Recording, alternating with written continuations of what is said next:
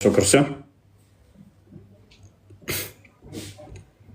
ስለዚህ ነብያችሁ ወሲብ አድርጓል። ወሲብ ማድረግ ነው ፎንድሊንግ ማድረግ ብሏል። ለምሳሌ ነብዩ ሙተማሊክ ሐዲስ ላይ ደግሞ ፎንድሊንግ ማድረግ ወሲብ ማድረግ ማለት ነው ብሏል።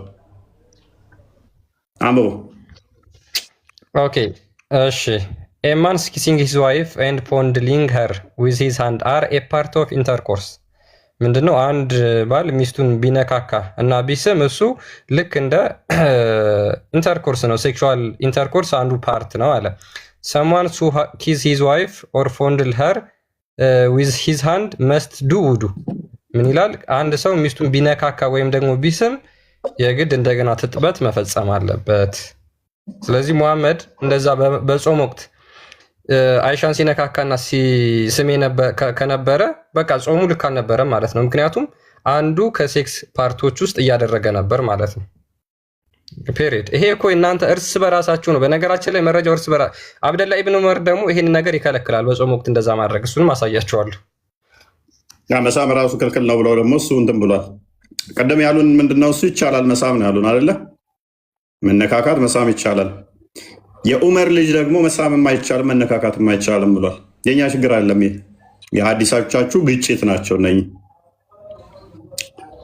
የሐዲሶቻችሁ ግጭት ይሆናሉ ማለት ነው። እንዴት ታስታርቋቸዋላችሁ? መሳም አይቻልም ወይንስ ይቻላል? ማንኛውን ነው የምትቀበሉት? ነቢያችሁን ወይንስ የዑመርን ልጅ? ሳቦቻችሁን ወይንስ ትናንትና የመጡ ሊቃውንቶቻችሁን? አስማሙ እስቲ ይሄንን።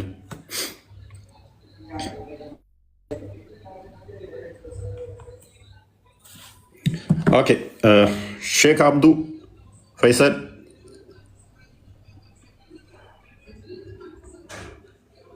ይሰማል? ይሰማል። አለን ኦኬ መሳም ኃጢአት ነው ብለህ ታምናለህ? መሳም ሐላልህ ምስትህ ከሆነች ለምን ሐራም ይሆናል? ምስትህ በረመዳን ወቅት መሳሳም ይቻላል? በረመዳን መሳሳም በየትኛው ክፍለ ጊዜ? ቀን በጾሙ ሰዓት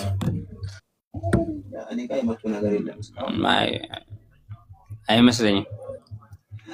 አይቻልም። እሱ ላይ ዲፕ ናውሎጅ የለኝም፣ ግን እኔ አሁን ለምሳሌ በሌሊቱ ክፍለ ጊዜ ማድረግ ይቻላል፣ ግን ከዛ ውጪ አይፈቀድም ይላል። ማን ነው የሚሳደበው? ሐዲሱ ضعيف ሐዲስ ማለት ዊክ ሐዲስ ማለት ነው። ምንም ሊተገበር የማይችል ያን ሐዲስ መረጃ ከፍቼ እያነበብኩለት አዳም ራሱ ገና እንደገባ እያወራ መጣ። ዳይፍ ማለት ደካማ ማለት ነው። ነገርኩህ እኮ ቀደም። እኔ ምንም የተለየ ነገር እኮ አላወራህም። የተለየ ነገርም አላመጣህም። ደግሜ ያመጣው ምን አለ ተሻለ አድርገው የምታደርግ ከሆነ ነው። አንዳንድ ጊዜ አሁን ለምሳሌ አንድ ሐዲስ ሰሂህ ነው ሐዲስ ነው የሚባለው ለምሳሌ የሆነ አግሪመንት የሚባል ነገር አለ አይደለ? ስምምነት። ለምሳሌ አሁን ያንን ክታብ 4 ሰው ተወያይቶበት 3ቱ ትክክል ነው ካለ ያ ሐዲስ ሰሂህ ነው ማለት ነው። በጣም ብዙ በመረጃና በማስረጃ። እሺ አንዴ ሐዲሶቹን ክፈታቸው ክርስቲያን እንደሚሳሳሙን አንዴ መረጃዎችን ክፈት። በጣም ብዙ ቦታ ሰጣለኝ። ምክንያቱም ይሄን አንብበውና ቀጥል። ቅድሚያ ቆይ ክርስቲያን፣ ከዚህ ጋር አሁን ግጭት ነው የሚሆነው። ነብይ ይህንን ህግ አላከበረም። ለምሳሌ ኡሙ ለምን መውጣት የለብህም ነበር። መሳሳም ፎንድል ማድረግ አይቻልም ይላል በጾም ሰዓት። ነብይ ደግሞ ያደርገዋል። ስለዚህ እኔ ችግር ሳይሆን የሐዲሶች ግጭት ናቸው። በጣም ብዙ ሐዲስ አለ እኮ። ሐዲስ ማለት እኮ ሲጀመር ምን ማለት እንደሆነ ታውቃለህ? ያንን ነገር አሁን ለምሳሌ አለ አይደል? ሃይስኩል ላይ ስንማር መጽሐፉን ኤክስፔሪየንስ የሚያደርገው ጋይድ አለ አይደል? ልክ እንደዛ ነው እንጂ አሁን እንትን አይደለም። እንደዚህ ፋይዛል ምንም ኤክስፕላኔሽን ሳይሆን ይሄ ኮንትራዲክሽን ነው። ሙሐመድ ለምሳሌ ሚስቱን ፎንድ ሊያደርግ ነበር፣ አይሻን ይስም ነበር፣ ይነካካ ነበር። አብደላ ኢብኑ ዑመር ደግሞ ይሄን ነገር ይከለክላል፣ አይስማማበትም። ይሄ ማብራሪያ ሳይሆን መጋጨት ይባላል እኮ። ሰሂህ ነው ወይ አሁን ሐዲሱ ሰሂህ ነው ወይ ነው? አዎ ሁለቱ ሙተዋማሊክም ያም ይሄ ሙተዋማሊክ ነው። ኦፍ ኮርስ ይታወቃል ሙተዋማሊክ ሁሉም ሰሂህ እንደሆነ ማለት ነው። በመታወቁ አይደለም። አሁን ለምሳሌ ኢማሙ ማሊክ የተስማማበት ቡኻሪ ላይስማማበት ይሄ ነገር ሰሂህ ነው ብሎ የእናንተ ችግር ነው። የእናንተ ችግር እኮ ነው እሱ ፈይሰል። አየህ እሱ እኮ እናንተ ነው። ትናንትና ከሌ መጣ አንተ ከአንተ ትንሽ በእድሜ በለጥ የሚል ሰው መጥቶ ዳኢፍ ይለዋል። ትንሽ ቀደም ያለ ሰው ደግሞ ሳሂህ ይለዋል። ከዛሬ 100 ዓመት በፊት ደግሞ የነበረ ሳሂህ ነበር ይላል። ከዛሬ 400 ዓመት የነበረ ደግሞ ይላል። እና የእናንተ ችግር እኮ ነው ይሄ። ደስ ያላላችሁ ዳኢፍ ትሉታላችሁ። ነብያችሁን ይነካል ብላችሁ የምታስቡትን በጊዜው ሙሐመድ ያደረገው ነገር ልክ ነው። አዎ ሙሐመድ አይሻን ከንፈር ጠብቷል፣ ምላሷን ጠብቷል፣ ልክ ነው። በጾም ወቅት ይነካካት ነበር ብለው አዎ ልክ ነው ብለው አስተላልፈዋል። ከትላንትና ወዲያ ደግሞ መጥተው ልክ አይደለም ይሄ ነገር ስህተት ነው ብሎ ያሉ አሉ። ይሄ እኮ የኛ ችግር አይደለም፣ እናንተ ናችሁ ማስተካከል የምትችሉት። ፈይሰል እኛም በማይመለከተን ነገር እኮ ነው እየጨቃጨቃችሁ ነው ያላችሁት። እሺ አሁን ለምሳሌ ይሄ ነቢያችን ሰለላሁ ዐለይሂ ወሰለም አይሻን ፈይሰል በቀላሉ ልንገርህ፣ ይሄ መረጃ ከ20 በላይ እሰጥሃለሁ እኔ ከ20 በላይ ነብይ እንደሚስም እንደ ፎንድል እንደሚያደርጋት ከ20 በላይ መረጃ ልስጥህ። እንዴት ትስማማለህ? እንዴት አይስማትም? ሀላል እኮ ነች። ሚስቱ ከሆነች ማይስማትም ይስማታል እኮ። ታዲያ ምንድን ነው አድርጉ የምትሉን? እሺ አሁን እኔ ከ20 በላይ መረጃ እመጣልሃለሁኝ እንደሚስማት እንደሚያሻሻት ምናምን ካልኩህ በኋላ ምንድን ነው የምትሉኝ? ከዚህ ጋር ደግሞ መጣም አይቻልም። በጾም ነው በጾም ያረጋታል ማለት ነው። ፈይሰል በጾም ወቅት ነው ይሄን የሚያደርገው። ደግሞ በጾም ወቅት ላይ ይሄን ያደርጋት ነበር። በተቃራኒው ደግሞ በጾም ወቅት ይሄን ማድረግ ክልክል ነው የሚል ሐዲስ አለ። የኛ ችግር ሳይሆን የሐዲሳችሁ ግጭት ነው እኮ። ክፍለ ጊዜ አለው። አሁን ክፍለ ጊዜ አለው። በማታው ነው ወይስ በቀኑ ክፍለ ጊዜ ነው የሚል ነገር ይወስነዋል። አሁን ለምሳሌ በጾም እየጾመ በጾም ወቅት እየጾም አረብ ይኸው በጾም ጊዜ ለምሳሌ በጾም ጊዜ ማታ ከሆነ በማታ ወቅት ላይ ይኸውልህ ስማ፣ በማታ ወቅት ላይ ቁርአኑን ይናገራል። ችግር የለውም። እኛ በማታ ወቅት ላይ አይደለም፣ አሁን እየጾሙ ነው።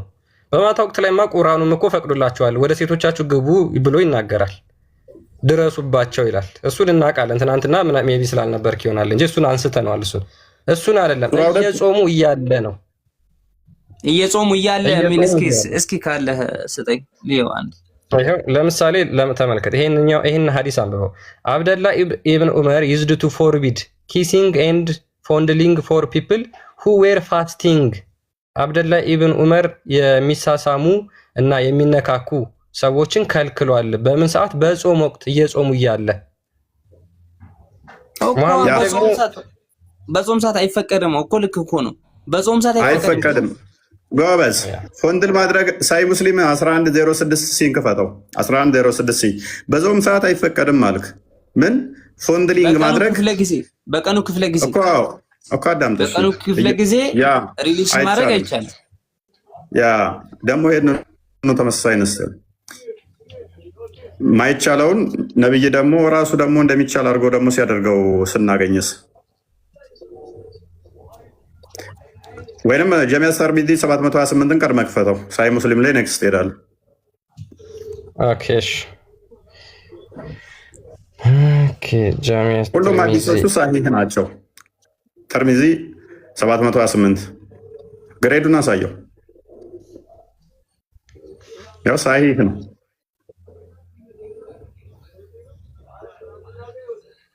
صحيح እሺ ቀደም አሁን አይቻልም የሚል አሳይተናል አይደለ?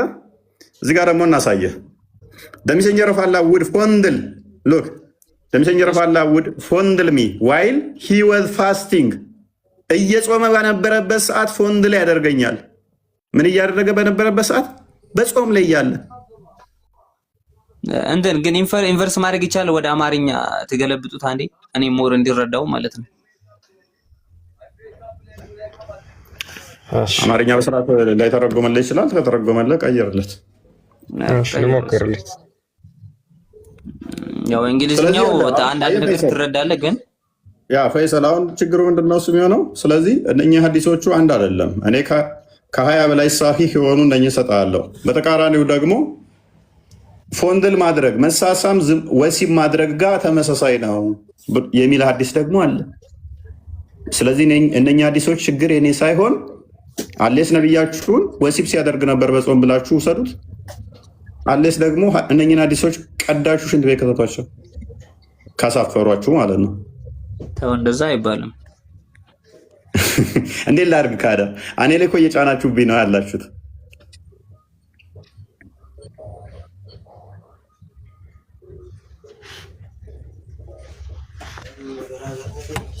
እኔ ላይ አንዳንዴ ሲጭኑ እንትን ነው። አሁን ይሄ ፎንድሊንግ የሚለው ወደ በጣም ለግብረ ስጋ ግንኙነት የቀረበ ስለሆነ እንደዚህ የሚተረጎሙት አሉ። ለምሳሌ የአላህ መልእክተኛ ሰለላሁ ዐለይሂ ወሰለም ጾም ላይ ያሉ ከኔ ጋር ስጋ ግንኙነት ይፈጽሙ ነበረ። ኦኬ አሁን ይሄ ፎንድሊንግ የሚለው ኦልሞስት ከግብረ ስጋ ግንኙነት ጋር ኤ ፓርት ኦፍ ሴክስ ስለሆነ ማለት ነው። ያ አሁን እንትኑ ወሲብ ይፈጽምብኝ ነበር ያለችው ኦልሞስት ያው እንትን ይለኝ ነበር ነው። ለዛ የቀረበ ስለሆነ እንደዛ የሚተረጉመው ኤኒዌይስ ሜቢ ግልጽ ይመስለኛል። ልናገር ብዙ ሰማኋችሁ።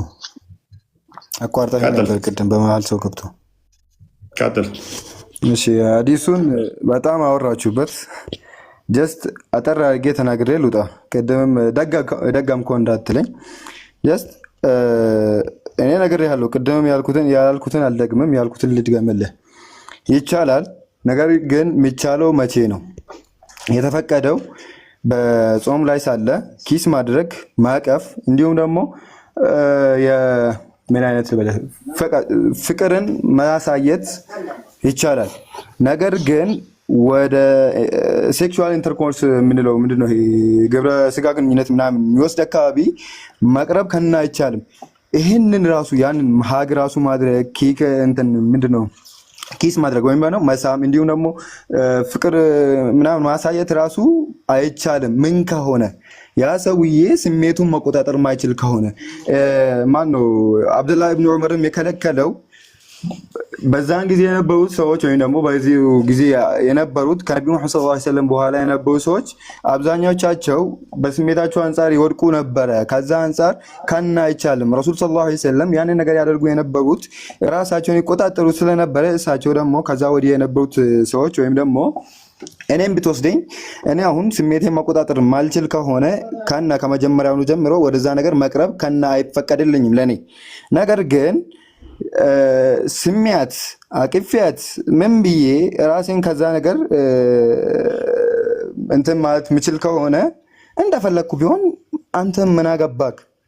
ሲቀጥል ደግሞ ይፈቅዳል። በቃ ገባ አይደለ? ራሴን መቆጣጠር ምችል ከሆነ መቆጣጠር ማልችል ከሆነ ግን ከና መቅረቡ አይፈቀድልኝም።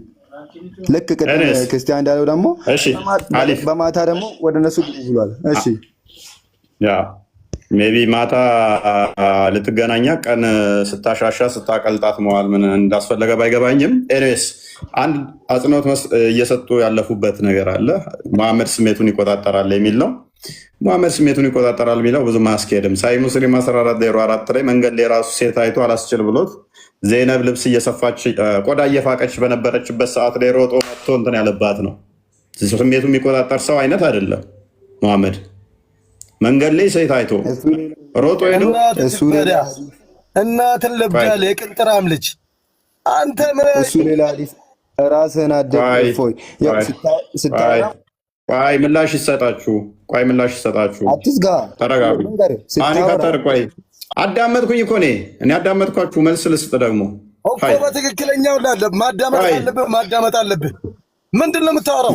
የራስን ሹርምጥና ምናምን እንዲህ ትላለህ እንዴ አንተ? ቆይ አዳምጥ እባክህ። እኔ መልስ ልስጥ። የእናንተን እኮ ተረት ተረት ዝም ብዬ እኮ አዳመጥኩኝ አይደል? እኔ ደግሞ መልስ ልሰጥ ስለምን ነው የምረብሽኝ? ስማኝ አንተ የኔ መልስ አዳምጥ። ፈልገው የኔ መልስ አዳምጥ። አንተ ጎበዝ ከሆንክ መሐመድ ቆይ አይደል ቀረብና አቦ አይደል ቀረብና አንተ ጎበዝ ከሆንክ አቦ አይደል ቀረብና አንተ አዳምጥ። እኔ ላንተ ማለት ነው። አረ አዳምጥ። ቆይ መልስ አፈልግም እንዴ አንተ ራስህ አቦ አይደል ቀረብና በቃ የሚታርጉ ምክንያቱም እኔ እናንተን እኮ አዳመጥኳችሁ። ስለዚህ ያወራችሁት ነገር አለ። አዳምጥ። ቆይ አዳመጥኩ እኮ እኔ ምላሽ መስጠት አለብኝ። አንተ የተናገርከው ነገር አለ። የተናገርከው ነገር ሁሉ ትክክል ነው ማለት አይደለም። ፕሊስ አዳምጥ። አሊያም አስወርዳችኋለሁ ብትረብሹ።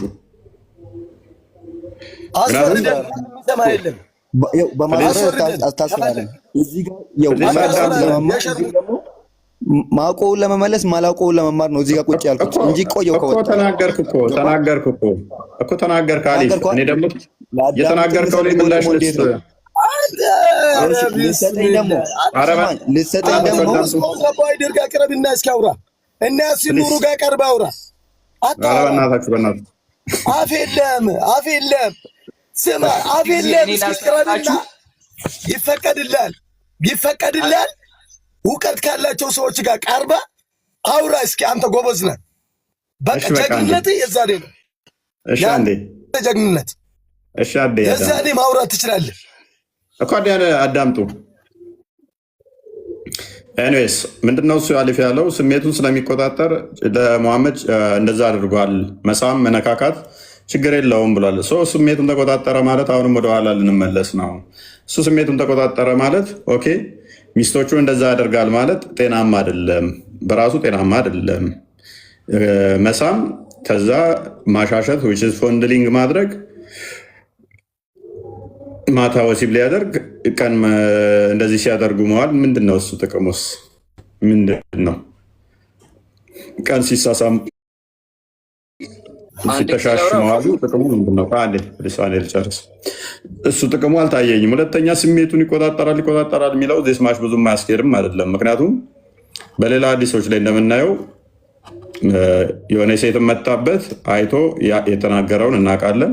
መንገድ ላይም ሴት አይቶ የተናገረውን ስለምናቅ መሐመድ ማለት ነው ያደረገውን ከዛ ስለምናቅ ሐዲሱ ያው ተከፍቷል።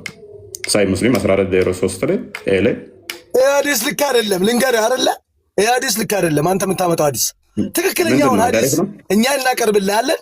ወንድ ከሆንክ እውቀት ካላቸው ሰዎች ቀርበ ተነጋ እስኪ። አንተ ጀግንነት ካለ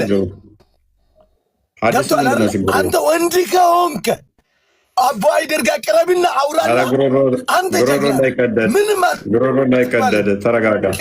ሐዲሱ ምንድነው ችግሩ? እና እኔ እውቀት አለኝ።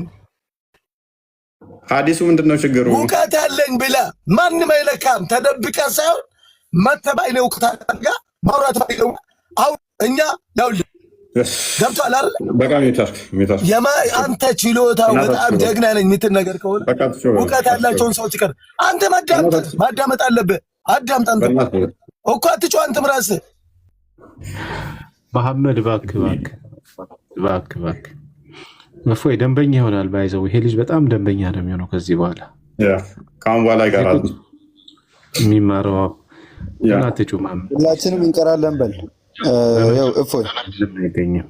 ተረጋግተህ አዳምጠህ ነበር አይደለ? ይህንን ሐዲስ አንቀበለውም ስላለ አንዴ ከእሱ ጋር ብንጨርስ ደስ ይለኛል። ሙሐመድ ይህን ሐዲስ አትቀበለው። የመጨረሻ ከአንተ ጋር እናውራ።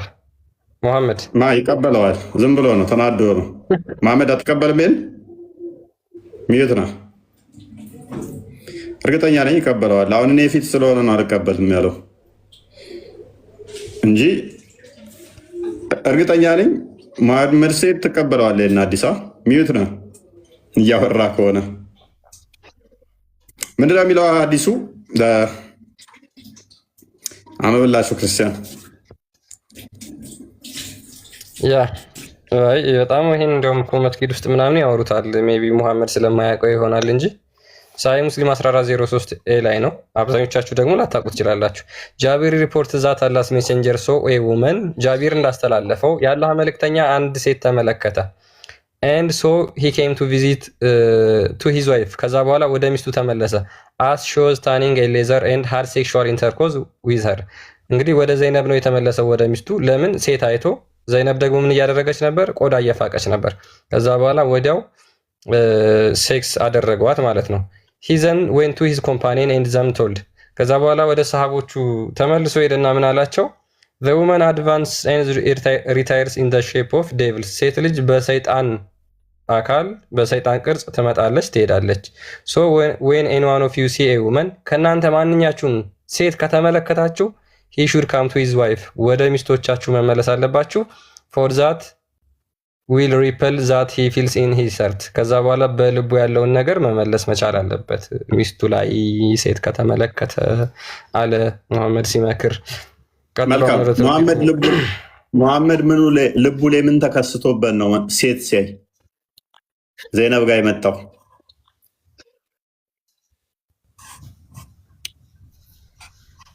ስሜቱ የሚቆጣጠር ከሆነ መንገድ ላይ እንኳን ሲያይ ሴት ልቡ ላይ ምን ስለተፈጠረ ነው ዜነብ ጋር ቆዳ ምፍቀው ጋር ሄዶ ስበዋል። በዚህ ዘመን ቢኖር ኖሮ ገና አስፓልት ላይ ወጣ ሲል በቃ ሮጥ ወደ ቤት ነው የሚመለሰው። ትራፊክ ልታጨናንቅ ነው እንዴ? አንድ ጊዜ ሌላው አሁን ለምሳሌ እዚህ ጋር ሀሳብ አይደል ሼር ምን እንደራረገው እዚህ ጋር ሀሳብ ነው የምናወራው።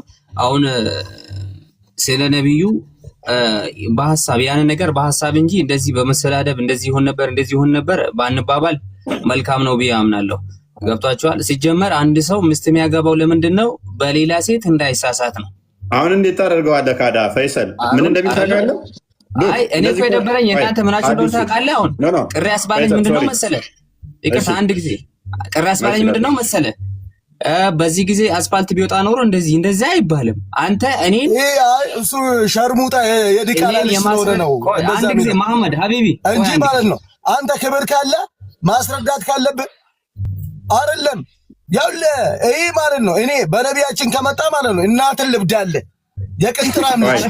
አንተ እንኳን ስንት ሸርሙጣ በየቡና ቤቱ የምታገላብጠው አንተ አይደለ እንዴ?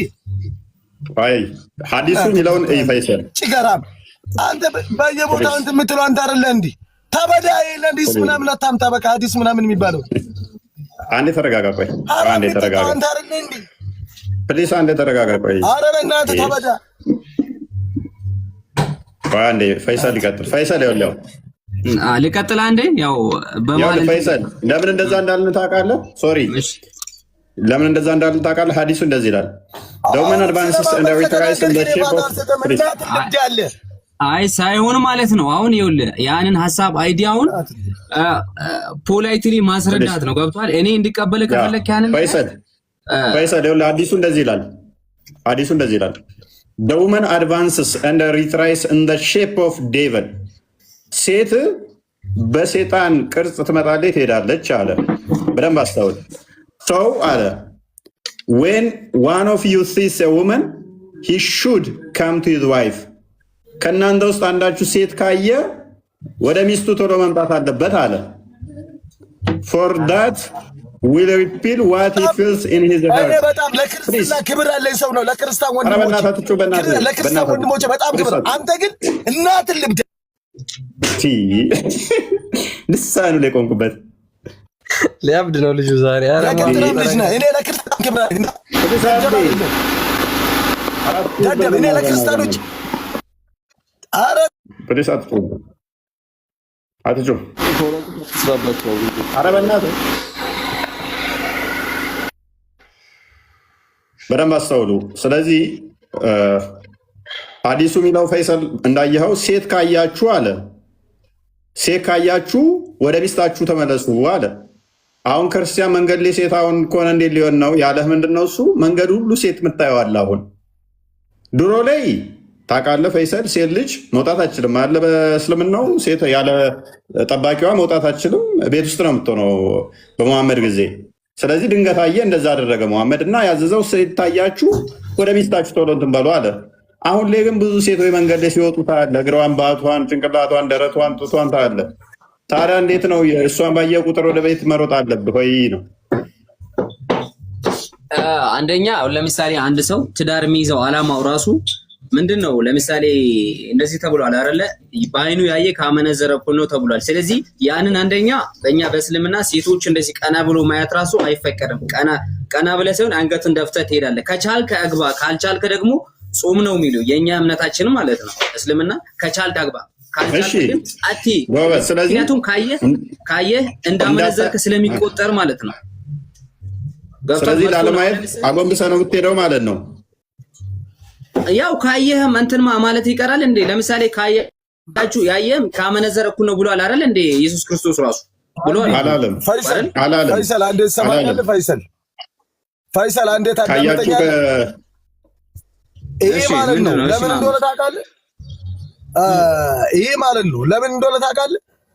አይረዳም። ለምን? ከሴጣን ነው የወጣው ማለት ነው። ሴጣን ስለሆነ ስለማይረዳ አይረዳም። ምን አገናኘው? እንደ አቦይ ደርጋ መጥቶ ያውራ እስኪ ጫካ ከምትሄድ አንተ ጎበዝ ጀግና ከሆንክ እኔ አሁንም ደጋግሜ የሚነግርህ ማለት ነው አቡ ሃይደር እውቀት ካላቸው ሰዎች ጋር መጥተህ መሐመድ አቡ ሃይደር እኮ የሚያውቀው ነገር የለም። መናገር ትችላለህ። በቃ ምንም የሚያውቀው ነገር የለም። አንተ አትችልማ። አንተ እነሱን አታወራቸው፣ እነግሩሃለሁ። አቡ ሃይደር ምንም የሚያውቀው ነገር የለም ወዳጃችን። አንተ ስለ ሐዲሱ ምናምን ይሄንን ከየት እንደጻፍከው ከየት እንደተረጎምከው ራሱ ይሄንን ሐዲስ አናውቀውም። እኛ እስልምና ሲያስተምረን ከዝሙት ራቅ ነው። ገብቶሃል? ከዝሙት ራቅ ነው የሚለን። አንተ ግን ይበቃል። አለቀስክብን። እኔ ለአንተ ደከመኝ። በስመ አብ ነገ ትጾማለህ። ነገ ትጾማለህ እኮ ሰላማችን ነው። አዳምጠኝ። አታዳምጠኝ። ነገ ትጾማለህ። ይቅርብህ። አትጩህ እንደዚህ። ነገ ጾመኛ ነህ። ነገ ትጾማለህ። ይቅርብህ። አትጩህ እንደዚህ። እኔ ለአንተ ደከመኝ። አታወራኝ። ማውራት አልችልም። እኔ ደከመኝ ለአንተ የምር እኔ ማለት ነው እኮ ያውልህ አንተ እኔ አሁንም ነግሬን ነገር ለኦርቶዶክስም ለሙስሊምም የምትሆን ሰው አይደለም። አሁን እንዴ ግልጹን ልንገርህ፣ እኔ የምሬን ነው የምልህ። ስለ ኦርቶዶክስ መጽሐፍ ቅዱስን አታውቅም። መሐመድ ሰይድ አሁን ወጣባችሁ አገብቷል። ይሄ ሁላ በፊት ህዝቡ አያውቀውም ነበረ። ለዛ ነው እንደዚህ እየተናገርክ ስሜታዊ ሆነ የምታውቀው። አሁን ሙስሊሞችም ክርስቲያኖችም ይሄን ነገር በፊት አያውቁትም ነበር። ለዛ ነው ገብቷል። ያን ነገር ለመሸፋፈን የምትሄድበት መንገድ እንደዚህ አይነት ንግግሮች እንድትናገር ያደርጋል። ከዚህ በኋላ ግን ያዋጣ ሀሳብ እኔ እንትን ብዬዋለሁ። እኔ ተረድቼዋለሁ። እሱ ምን ለማለት ነው የፈለገው መሰለኝ? አይ ስሜታዊ ሆኖ ነው እሱ እኮ ይሄን ጭራሽ አልቀበለውም አለ ፈይሰል። ጭራሽ መሐመድ የሚባለው ነገር ከሰደብክ አሁንም ከየት እንደምታመጣ እኛ አይደለም የሰደብነው፣ ሳይ ሙስሊም ነው የሰደበው፣ እኛ አይደለንም እንዴ። ስድብ የመሰለ እኮ አንድ ጊዜ ክርስቲያን ማሜን ያስቆመውን አንዴ ላስረዳችሁ ሁለታችሁም። እኛ አይደለንም ይሄን ነገር ጽፈን ያመጣ ነው። ይሄ ከዛሬ 1000 1200 1300 ዓመት በፊት ተጽፎ የመጣ ስለ መሐመድ የተነገረ ነው። ምን እናርግኛ? ለምን ታነባላችሁ ነው እንዴ? እሺ ሶፍትዌር ዴቨሎፐር ታውቃለህ አይደለ? ለምሳሌ ሶፍትዌር ዴቨሎፐር ታውቃለህ? አታውቅም? ሶፍትዌር ዴቨሎፐር ምን አገናኘው ከዚህ ጋር ፈይሰል? ደግሞ ኦፍ ኮርስ አሁን እኮ ላስረዳ ነው። አሁን ለምሳሌ ቁርአንን ለምሳሌ አጣመህ ለመጻፍ ከፈለክ አሁን አንተ የራስህን ዌብሳይት መጽሐፉን ከፍትልሃለሁ ከፈለክ እኔ አንተ መረዳት የምትፈልግ ከሆነ መጽሐፉን ከፍት መጽሐፉን አስጨርሰኝና ትከፍልኛለህ። ከሶፍትዌር ዴቨሎፕ ጋር ተጣመመ ምናምን አይደለም ማለት ያለብህ። ይሄን ሐዲስ ቁጥር ያዝ። አንተ በራስህ ከፈለከው ቦታ ሄደህ ቼክ አድርግ። መጽሐፉ እጅ ላይ ሊኖር ይችላል። የምትተማመንበት ጎግል ሊኖር ይችላል። ኡስታዞች ያስረዱ የሰጡ ቁጥር ሊሆን ይችላል። ስለዚህ አንተ የምትጠበቅብህ ምንድነው? ይችን ቁጥር ብቻ ሂድና ይዘሃት ከዛ በኋላ አንብበህና በቃ ፔሪድ። ምንም እኮ ከኛ ጋር እኮ ለምን ትጨቃጨቃላችሁ? ኧረ በእናታችሁ ኢነርጂያችንን እየጨረሳችሁት ነው። ማይ መጨቃጨቅ እኮ አይደለም። አሁን እዚህ ጋር ፖላይትሊ መረዳዳት አለብን እርስ በራሳችን ነው። መሐመድን ሲጀመር አሁን አግሬሲቭ እንዲሆን ያደረገው ነገር ምንድነው ካልከኝ፣ ቅድም ያላችሁት ነገር ስናወራ ስለ መሐመድ ክፉ ነገር እንድናወራ አንፈልግም እኛ ሙስሊሞች ኢን ጀነራል ማለት ነው። ማን አወራ? ማንም አላወራም። አይ ቅድም አሁን ለምሳሌ ታክሲ ባየ ቁጥር ምናምን ስላለ እና ቆይ መሐመድ ቆይ አንዴ ፈይሰል አንድ ነገር ካነበብን በኋላ ሎጂካል አርጊውመንት የሚባል ነገር አለ። አንድ ሐዲስ አንድ መረጃ ስታነብ ከዛ በኋላ በዛ ላይ ነው አርጊው የምታደርገው፣ ጥያቄዎችን የምትጠይቀው ማለት ነው። ስለዚህ እኛ እናነባለን፣ እንጠይቃለን። እናንተ ናችሁ ማስረዳት ያለባችሁ። ከዛ በኋላ አይ እንደዚህ ማለት መጠየቅ የለባችሁ ማለት የለባችሁ። አይ ጠይቁ እኮ መጠየቃቸው አይከፋም። አሁን መሐመድ ለማለት የፈለገው እኔ አሁን ለምሳሌ ይሄን ክታብ አላምንበትም ብሏል አይደለ? አላምንበትም ያለው ምክንያት ለምንድን ነው? አንደኛ እሱ ስለዚህ ክታብ ዲፕ ናውሌጅ እናንተን ለማስረዳት ብቃቱ ላይኖረው ይችላል። ያው እሱ በሚረዳበት መንገድ ይረዳዋል። ሶ ያንን ደግሞ ከሱ በተሻለ ከኛ በተሻለ መልኩ ለምሳሌ እነ አቡ ሃይደርን የመሳሰሉ እነ ዋሂድ ሌሎችም አሉ አይደል? እንደዚህ ንጽጽር ላይ የሚሰሩት ከነሱ ጋር የሆነ ፕሮግራም አዘጋጅተን ለምን ተገናኝታችሁ አትወያዩም? ይሄን ሁላ አሁን እስልምና ላይ ስህተት ካለ ለምን ከነራቸውና ሁለቱም መምጣት ይችላል። በነገራችን ላይ ለምን አንወያይም ነው ፈይሰል። ይኸውልህ እስካሁን ብዙ ማን ነው አቡ ሃይደርን ጠርቷል፣ እነ ያሲን ኑሩን ጠርቷል፣ መሐመድ ሰይድም። እኛ ኦፕን ነው ቤታችን፣ መጥተው መወያየት ይችላሉ። በነገራችን ላይ ማንኛውም ሰው መምጣት ይችላል። በአካል ነው እንጂ በዚህ አይደለም። እዚህ ጋር ችግር የለውም። ምን ያደርጋል? ፊት ለፊት ተነጋግረን ነው። እዚህ ጋር አይደለን እኛ በአካል ምን እናደርግለታለን? አይደለም ይኸውላችሁ እንደዚህ እናድርግ። ፈሪና ስለዚህ ልትገለኝ ነው የፈለግከው እንጂ ለውይይት ለሐሳብ አይደለም ማለት ነው። ፈሪነህ የምትለው አየህ፣ ምንድነው አልበላሽም ምን አመጣው ነው የሚባለው አይደል? ፈሪነህን ምን አመጣው እዚህ ጋር? እኔ መች ፈራው አልኩ። ክርስቲያን እንደዚህ እናድርጋ። እንደዛ ከሆነ አሁን ለምሳሌ ይሄም የእፎይ ቤት ነው አይደለ? እነዛም በራሳቸው ሲሆን አሁን ለምሳሌ በመሃል የሆነ ሰው ይቀመጥና ለምሳሌ ወንድማችን እፎይ አንድ 30 ደቂቃ ያወራል፣ የሚጠይቀውን ይጠይቃል። ከዛን ያ መካል መላሹም ደግሞ 30 ደቂቃ ያወራል፣ 30 ደቂቃ ይመልሳል። ሶ እንደዛ አድርገን እናመቻች። እሺ አንዴ እንትን በሉትና ወደ ቀድሞ አንዴ መልሰውና ረመዳን ቁርአን የወረደበት ቀን ነው አይደለ? ከድር ነው ፈይሰል ቁርአን የወረደበት ቀን ነው። ኦኬ ስንት ሰላት ነው ያለው? ስንት ሰላት ነው የምትሰግዱት በቀን? በቀን ውስጥ ምን ሰግደው 5 የአምስት ወቅት ሰላት አለ። ሱብሂ፣ ዙሁር፣ አስር፣ መግሪብ እና ኢሻ። ኦኬ አምስቱም በቁርአን ውስጥ ተጠቅሰዋል።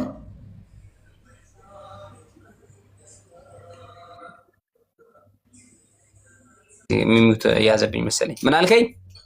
አምስቱም በቁርአን ውስጥ ተጠቅሰዋል። አምስቱ ለምሳሌ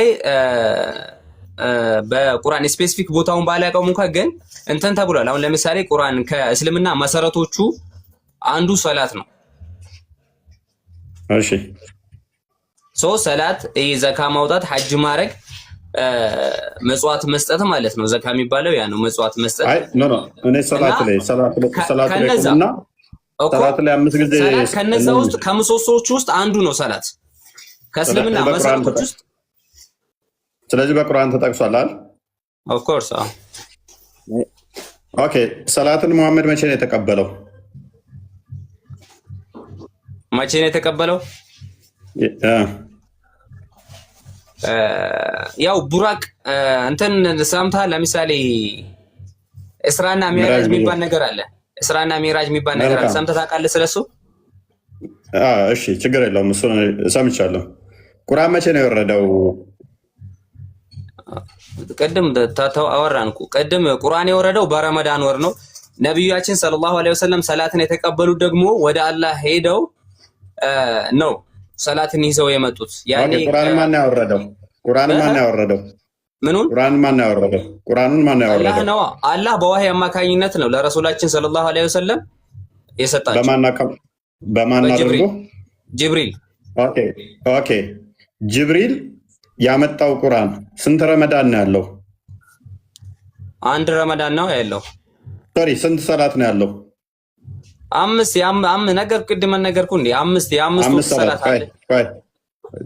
እስጉድ 5 ቁርአኑ የመጣው ጅብሪል ያወረደው ቁርአን መሐመድ በሚራጅ ከተጓዘ በኋላ ከመጓዙ በፊት ቁርአን የወረደው እሱን ስቴፑን አላውቅም፣ ግን እንደዛ እንደሆነ ማውቃለሁ።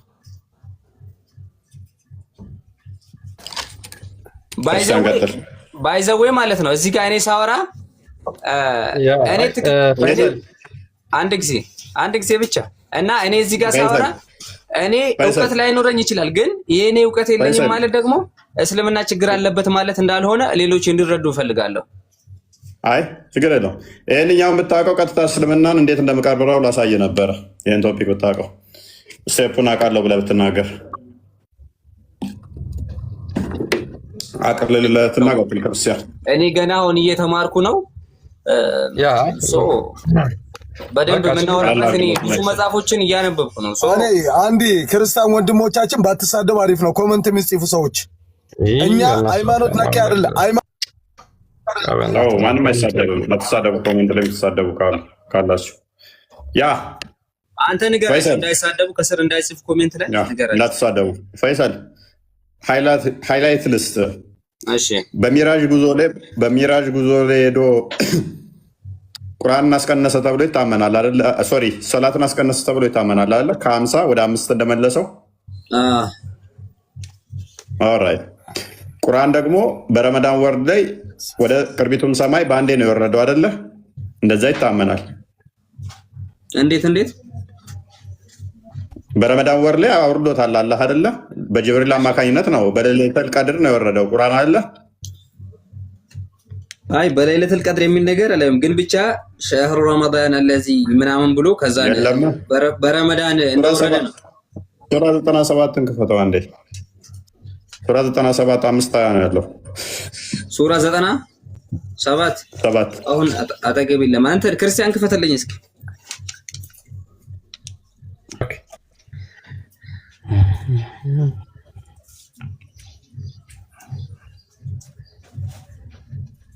ሱራ 97 ወደ ላይ ስክሮል አድርገው። እሺ ቢስሚላሂር ረህማኒር ረሂም ኢና አንዘልናሁ ፊ ለይለቱል ቀድር ወማ አድራከ ማ ለይለቱል ቀድር ለይለቱል ቀድር ኸይሩን ሚን አልፊ ሸህር። ትንሽ ከፍ አድርገው ወደ ላይ ተነዘሉል መላኢከቱ ወሩህ ፊሃ ቢኢዝኒ ረቢሂም ሚን ሐታ መጥለዒል ፈጅር። እስኪ ትርጉሙን ላንብበው። ወደ ታች አድርግልኝ። እሺ እኛ ቁርአንን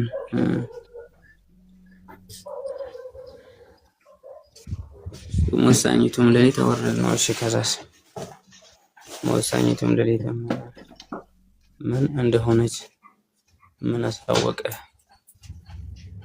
ወሳኝቱም ሌሊት ከወር በላጭ ናት። ኦኬ ከዛን ከፍ አድርገው ወደ ላይ። በእርሷ ውስጥ መላእክትና መንፈስም በጌታው ፍቃድ በነገሩ ሁሉ ይወርዳሉ። እርሷ እስከ መውጣት ድረስ ሰላም ብቻ ናት ይላል። እሺ አሁን እዚህ ጋር እኮ ስለ ቁርአን መውረዱን ነው እንደ የሚናገረው አይደለም እኮ። ምንድነው እሱ የሚናገረው? ቁርአን በሌሊቱል ቀድር አይደለም የወረደው? እስኪ አማርኛውን እስኪ አንብቦ ወደ እኛ ቁርአንን በመሰኛይቱ ላይ ሌሊት አወረድ ነው። እሺ ስለዚህ ምንድነው የወረደው? ምን እንደሆነች ማንም ምን አሳወቀህ ነው? ያ ምን አሳወቀ? ቻሌንጅ እያደረገ ነው። ኦኬ መወሰኛይቱ ሌሊት ከሺህ ወር በላጭ ናት። ከፍ አድርገው። በእርሷ ውስጥ መላእክትና መንፈሱ በጌታቸው ፍቃድ በነገር ሁሉ ይወርዳሉ። እርሷ እስከ ጎህ መውጣት ድረስ ሰላም ብቻ ናት ይላል። መወሰኛይቱ ሌሊት የምትባለው ለይለቱል ቀድር ነች አለ። ለይለቱል ቀድር ነው። ሳውዲ አይደለም ያለው፣ ኢትዮጵያዊ ነኝ። እናታችሁ ትበዳ። እኔ ኢትዮጵያዊ ነኝ። ጥርት አልኩኝ፣ ኢትዮጵያዊ ነኝ። እዚህ ጋር አረብ ሀገር አይደለም። እኔ አረብ አይደለም መሰለኝ። ከስር ለሚሳደቡት ነው መሰለኝ። ከስር አትሳደቡ በላቸው ልጆቹን። አሁን ይሄ ለይለቱል ቀድር ማለት አሁን ለምሳሌ ረመዳን ላይ የምትመጣ ሌሊት አለች ወይ በሁለተኛ በ30 ቀን አይደለኛ ምን ጾመው ከስሩ በ20ኛው በሷ ላይ ምንድነው የወረደው? መካከል በሷ ላይ ቁርአን ወርዷል አይደለ? ቁርአንን አወረድ ነው እኮ ሚላል እንዴ? ቁርአንን አወረድ ነው ይላል። እንግዲህ ተፍሲሩ ይላል። ሜቢ ፈርዘር ከፈለክ አይ ተፍሲሩ አንዳንድ ጊዜ እሺ ችግር የለውም። ሱራ 44 ከቁጥር 1 ክፈትልኝ።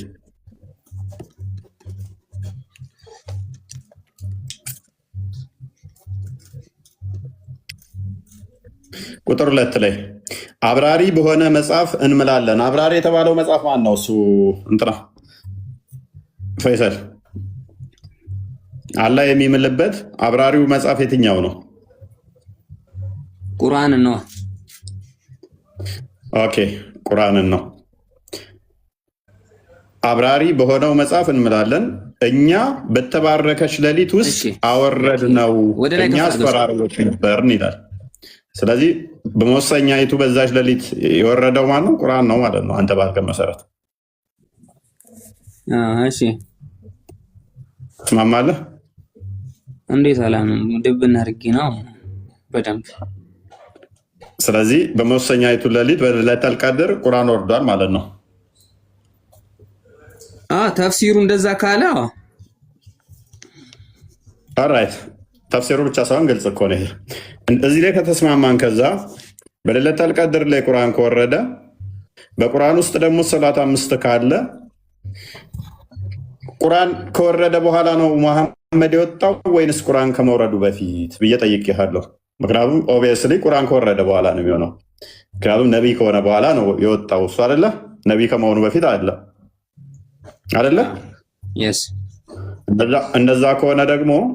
እንደዛ ከሆነ ደግሞ በቁርአን ውስጥ 5 ሰላት ነው ያለው ብለኸኛል። ሙሐመድ እዛ ሄዶ ከ50 ወደ 5 አስቀነሰ የሚለው ተረት ተረት ይሆናል ማለት ነው። አስቀድሞ ሆኖ 5 ነው የወረደው።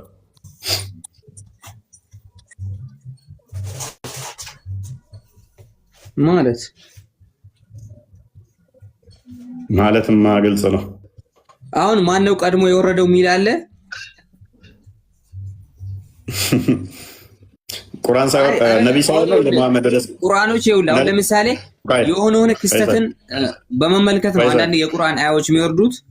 የሆነውን ነገርን ነብይ ከሆነ በኋላ ነው ነብይ ሳይሆን ነው እንዴ? ወደ አርሽ ወደ እንትን ሄደ ወደ ሰባተኛ ሰማይ ሄደው ነብይ ሳይሆን ነው እንዴ?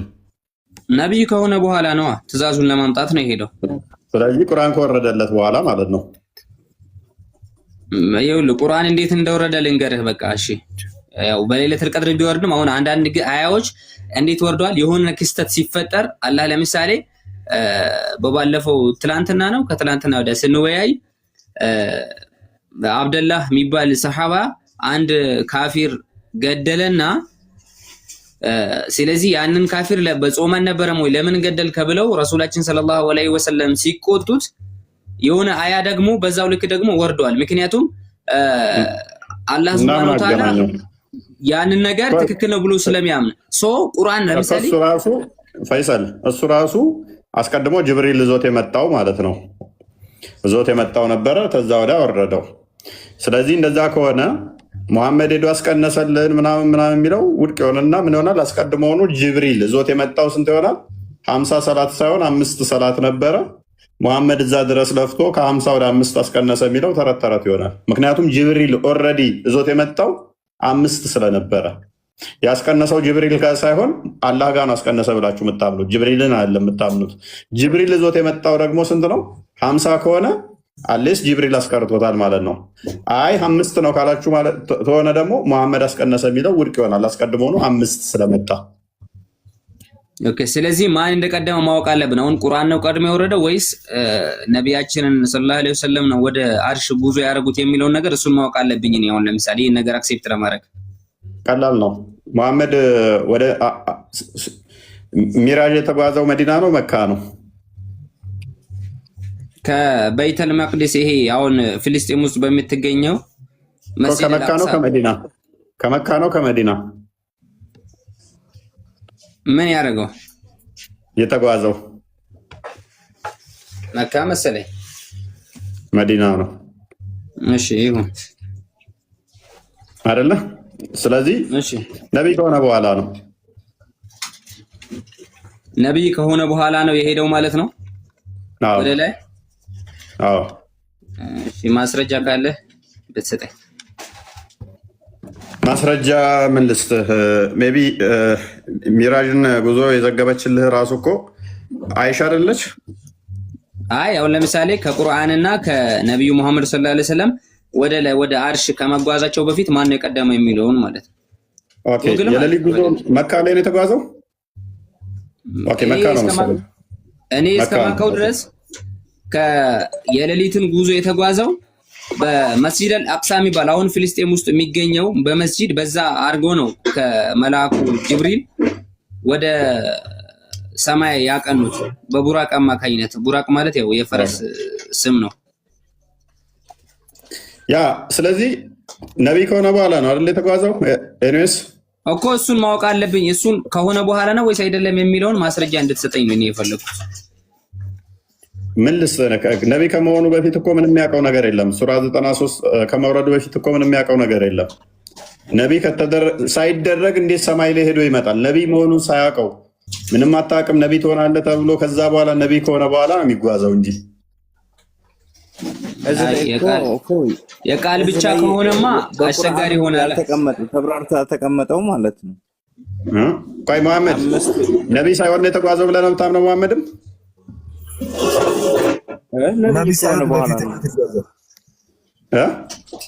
ግን እኔ የምነግርህ ነገር እዚህ ላይ ለማብራራት ያህል ማለት ነው። ቀላል እኮ ነው በነገራችን ላይ። ቆይ አምስታው ቀሶላት በቁርአን ውስጥ ያልተብራራው ማለት ነው። አንዴ መሐመድ ኤኒዌይስ ይህንን እናጥራው። መሐመድ ነቢይ ሳይሆን ሰማይ ቤት ሄዶ ጅብሪልን አግኝቶ እነ ሙሳን አግኝቶ እንትና ሰላት አስቀንሶ ሊመጣ አይችልም ነቢይ ሳይሆን። ይሄ በጣም ቀላል ሎጂክ መሰለኝ። ፈይሰል እንዴት እንዳልገባ ባላቅም፣ ምክንያቱም ነቢይ ገና ሳይሆን ሰማይ ቤት ሄዶ አላህን ካላህ ጋር ሄዶ እንትን ብሎ ሰላት ቀንስልኝ እንዴት ሊለው ይችላል? ነቢይ ኦልሬዲ ሳይሆን መገለጽ ሳይመጣለት እንዴት ሰማይ ላይ ስለሄድ ቻለ? እንዴት ሰላትን ቀንስ ኡመቶች አይችሉም እያለ ይከራከር ይችላል ነብይ ሳይሆን? አይ ዶንት ኖ ሜቢ በምን ላስረዳ እንደምችል ባላቅም ግልጽ ይመስለኛል ሀሳቡ። ፈይሰል አልገባህም? አሁንም ነገር ላይ ስለማለቀው ማስረጃ ነበር ያልኩት። ሰላቱን ለኡመቱ ነበር አይደል ያስቀነሰው? ሰላቱን ለኡመቶቹ ነው ያስቀነሰው አይደል? እንዴት ነው መሰለህ ሰላትን ያስቀነሰው አርሽ ከወጣ በኋላ ለኡመቶቹ ነው ያስቀነሰው አይደል? ለኡመቶቹ ነው ያስቀነሰው። ቆይ አንድ ጊዜ በፊት የነበሩ ነብያቶች አሉ አይደለ? እነ ሙሴ እነ አብርሃም ወይም ደግሞ ኢብራሂም ነብዩላህ ኢብራሂም ማለት ነው። እና የኔ ኡመትም ከዚህ በላይ ሰላት ይሄን ያህል ነበረ። ስለዚህ አሁን ያንተ ኡመት ይሄን መሸከም ስለማይችል አቃልለት ብለው በእሱ ምክር ማለት ነው በዛ በፊት በነበረው ነብይ አማካኝነት አላህን እንዲቀንስ ይቀንስልህ ብሎ አላህ ጋር 5 ጊዜ ተመላልሰው ነው ወደ አምስት እንትን ያደረጉት ማለት ነው። እያቀናነስ አሁን እንደዚህ አስቀንሽ መጥቻለሁ ሲላቸው ነቢያችንን እኛ ነብይ እኔና ክላስ ቀንሻለሁ ሲላቸው ያላቃል ይለወጣል እንዴ? ፈይሰል ያላቃል ይለወጣል እንዴ? ያላቃል ይለወጣል። ለምሳሌ ያለ ቃል ይለወጣል ወይ? ለውዶቹ ከሆነ ሜሴንጀር አድርጎ የሚልከው ሲጀመር አላማው ለምንድን ነው? ቃሌ አትለወጥም ይላል እኮ ቃሌ አትለወጥም ያለው ያኔ ይሄ ነገር ተግባራዊ ነገር ሳይሆን በፊት በነብዮቹ በእንትኖች አማካኝነት በፊት በነበሩ ነብያቶች አማካኝነት ሰላትን እንዲቀነስለት ሆኗል ማለት ነው። ኦኬ የሞቱ ሰዎች ያገለግላሉ ይጠቅማሉ ማለት ነው እኮ አሁን አስሮሃል አንተ ማምለጫ የለህም እና አሁን ደስ አይደለም። ታቆይ እኔ ልመልስልህ። አሁን ልጅ አሁን እየሳብክ አስገብተኸዋል ማለት ነው። መውጫ የለውም ባንተ እንትን ማለት ነው። ገባ? ነብያችን ወህይ ናቸው። በቃ በኋላ ራሳቸው ወይ ያደረካቸው አንተ ነው ወይ ናቸው ማለት ራሳቸው ሪሳላ ናቸው። ራሳቸው ያን ሶላቱን 55ም ተብሎ በቁርአን ያልተዘረዘረው ራሳቸው እንዳብራሩት ነው። አርሽ ወጥ የተባለው ስለዚህ ቁርአን ላይ የለም። ከዛ ቦታ ላይ ሄደው ስለዚህ ሰላቱ ቁርአን ላይ የለም ማለት ነው። አዲስ ላይ ነው የምናገኘው። ሶላቱ አለ ግን ማብራሪያው የለም። ልመልስልህ በእናትህ አንዴ ቆይ እስኪ እፎይ እሺ ልመልስልህ። እዛ ወጥተዋል የሚል የለም አልወጡም። የለም ያንተ ደግሞ ከፋ። አንደኛው ቁርአን ላይ ሰው አዲስ ነው አይደል? ከድር ደግሞ የለም። በእርግጥ የለም አልወጡም። ቁርአን ላይ ወጥተው አስቀነሱ የሚል አንድ ጥቅስ የለም አልወጡም። ያን አለ አይሻም እኮ ብዙ ነገሮችን እኮ እኔ ጋር ነበር ምናምን የሚል ሙሐዲስ የት ነው የሚወጣ? የት ነው ከኔ ጋር ነበር ይዛለ ተይቶ አድሯል ብላለች አይደል? አዎ ግን እኛ ደግሞ ነብይ ስለሆኑ ለኛ ሪሳላዎቻችን ስለሆኑ እኛ ደግሞ እናምናለን ማለት ነው። እናምናለን። አይሆንማ።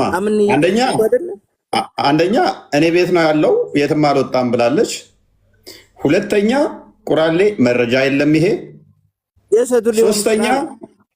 ሶስተኛ ታሪኩ በራሱ የሚጋጭ ነው። አንዴ ሙሳን መቃብር ውስጥ አገኘሁት ይላል፣ አንዴ ሰማይ ላይ አገኘሁት ይላል። ሙሳ ቀንስ አስባለኝ ይላል፣ ሌላ ነው።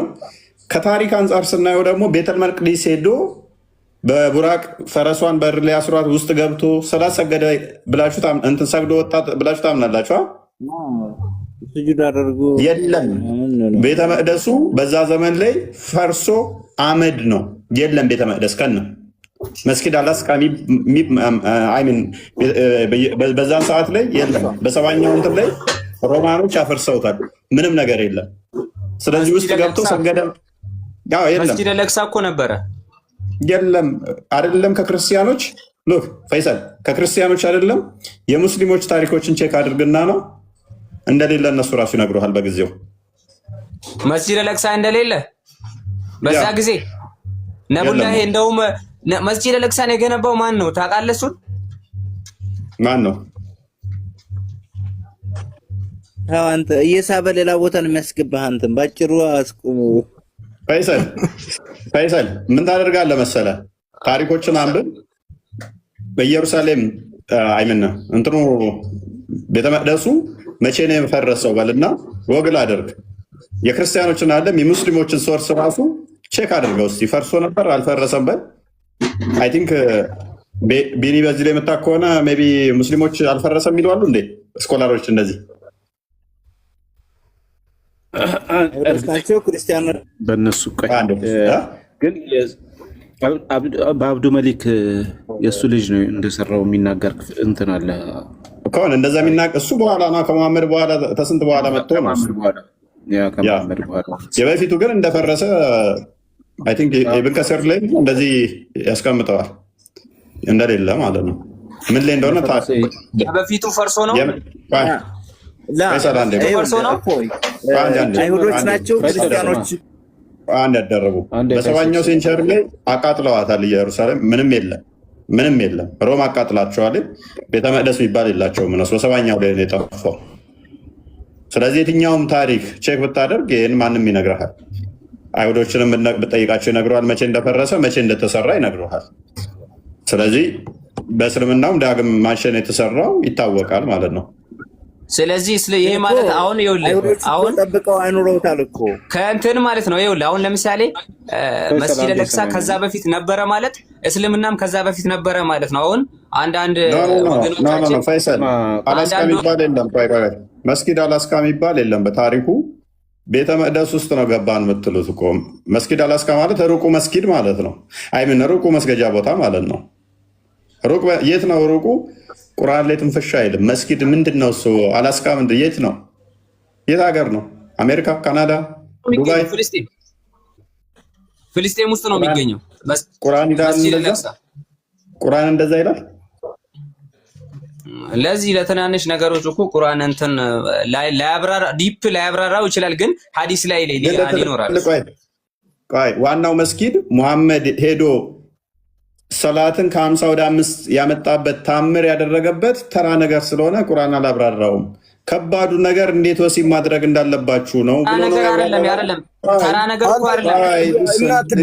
ወሲብ አትበል የምታስረዳ ነገር በስነ ስርዓት ነገር እኮ ማለት አይደለም። ይኸውልህ ያን ነገር ላያብራራው ይችላል እኮ በስነ ስርዓት እንትን በል።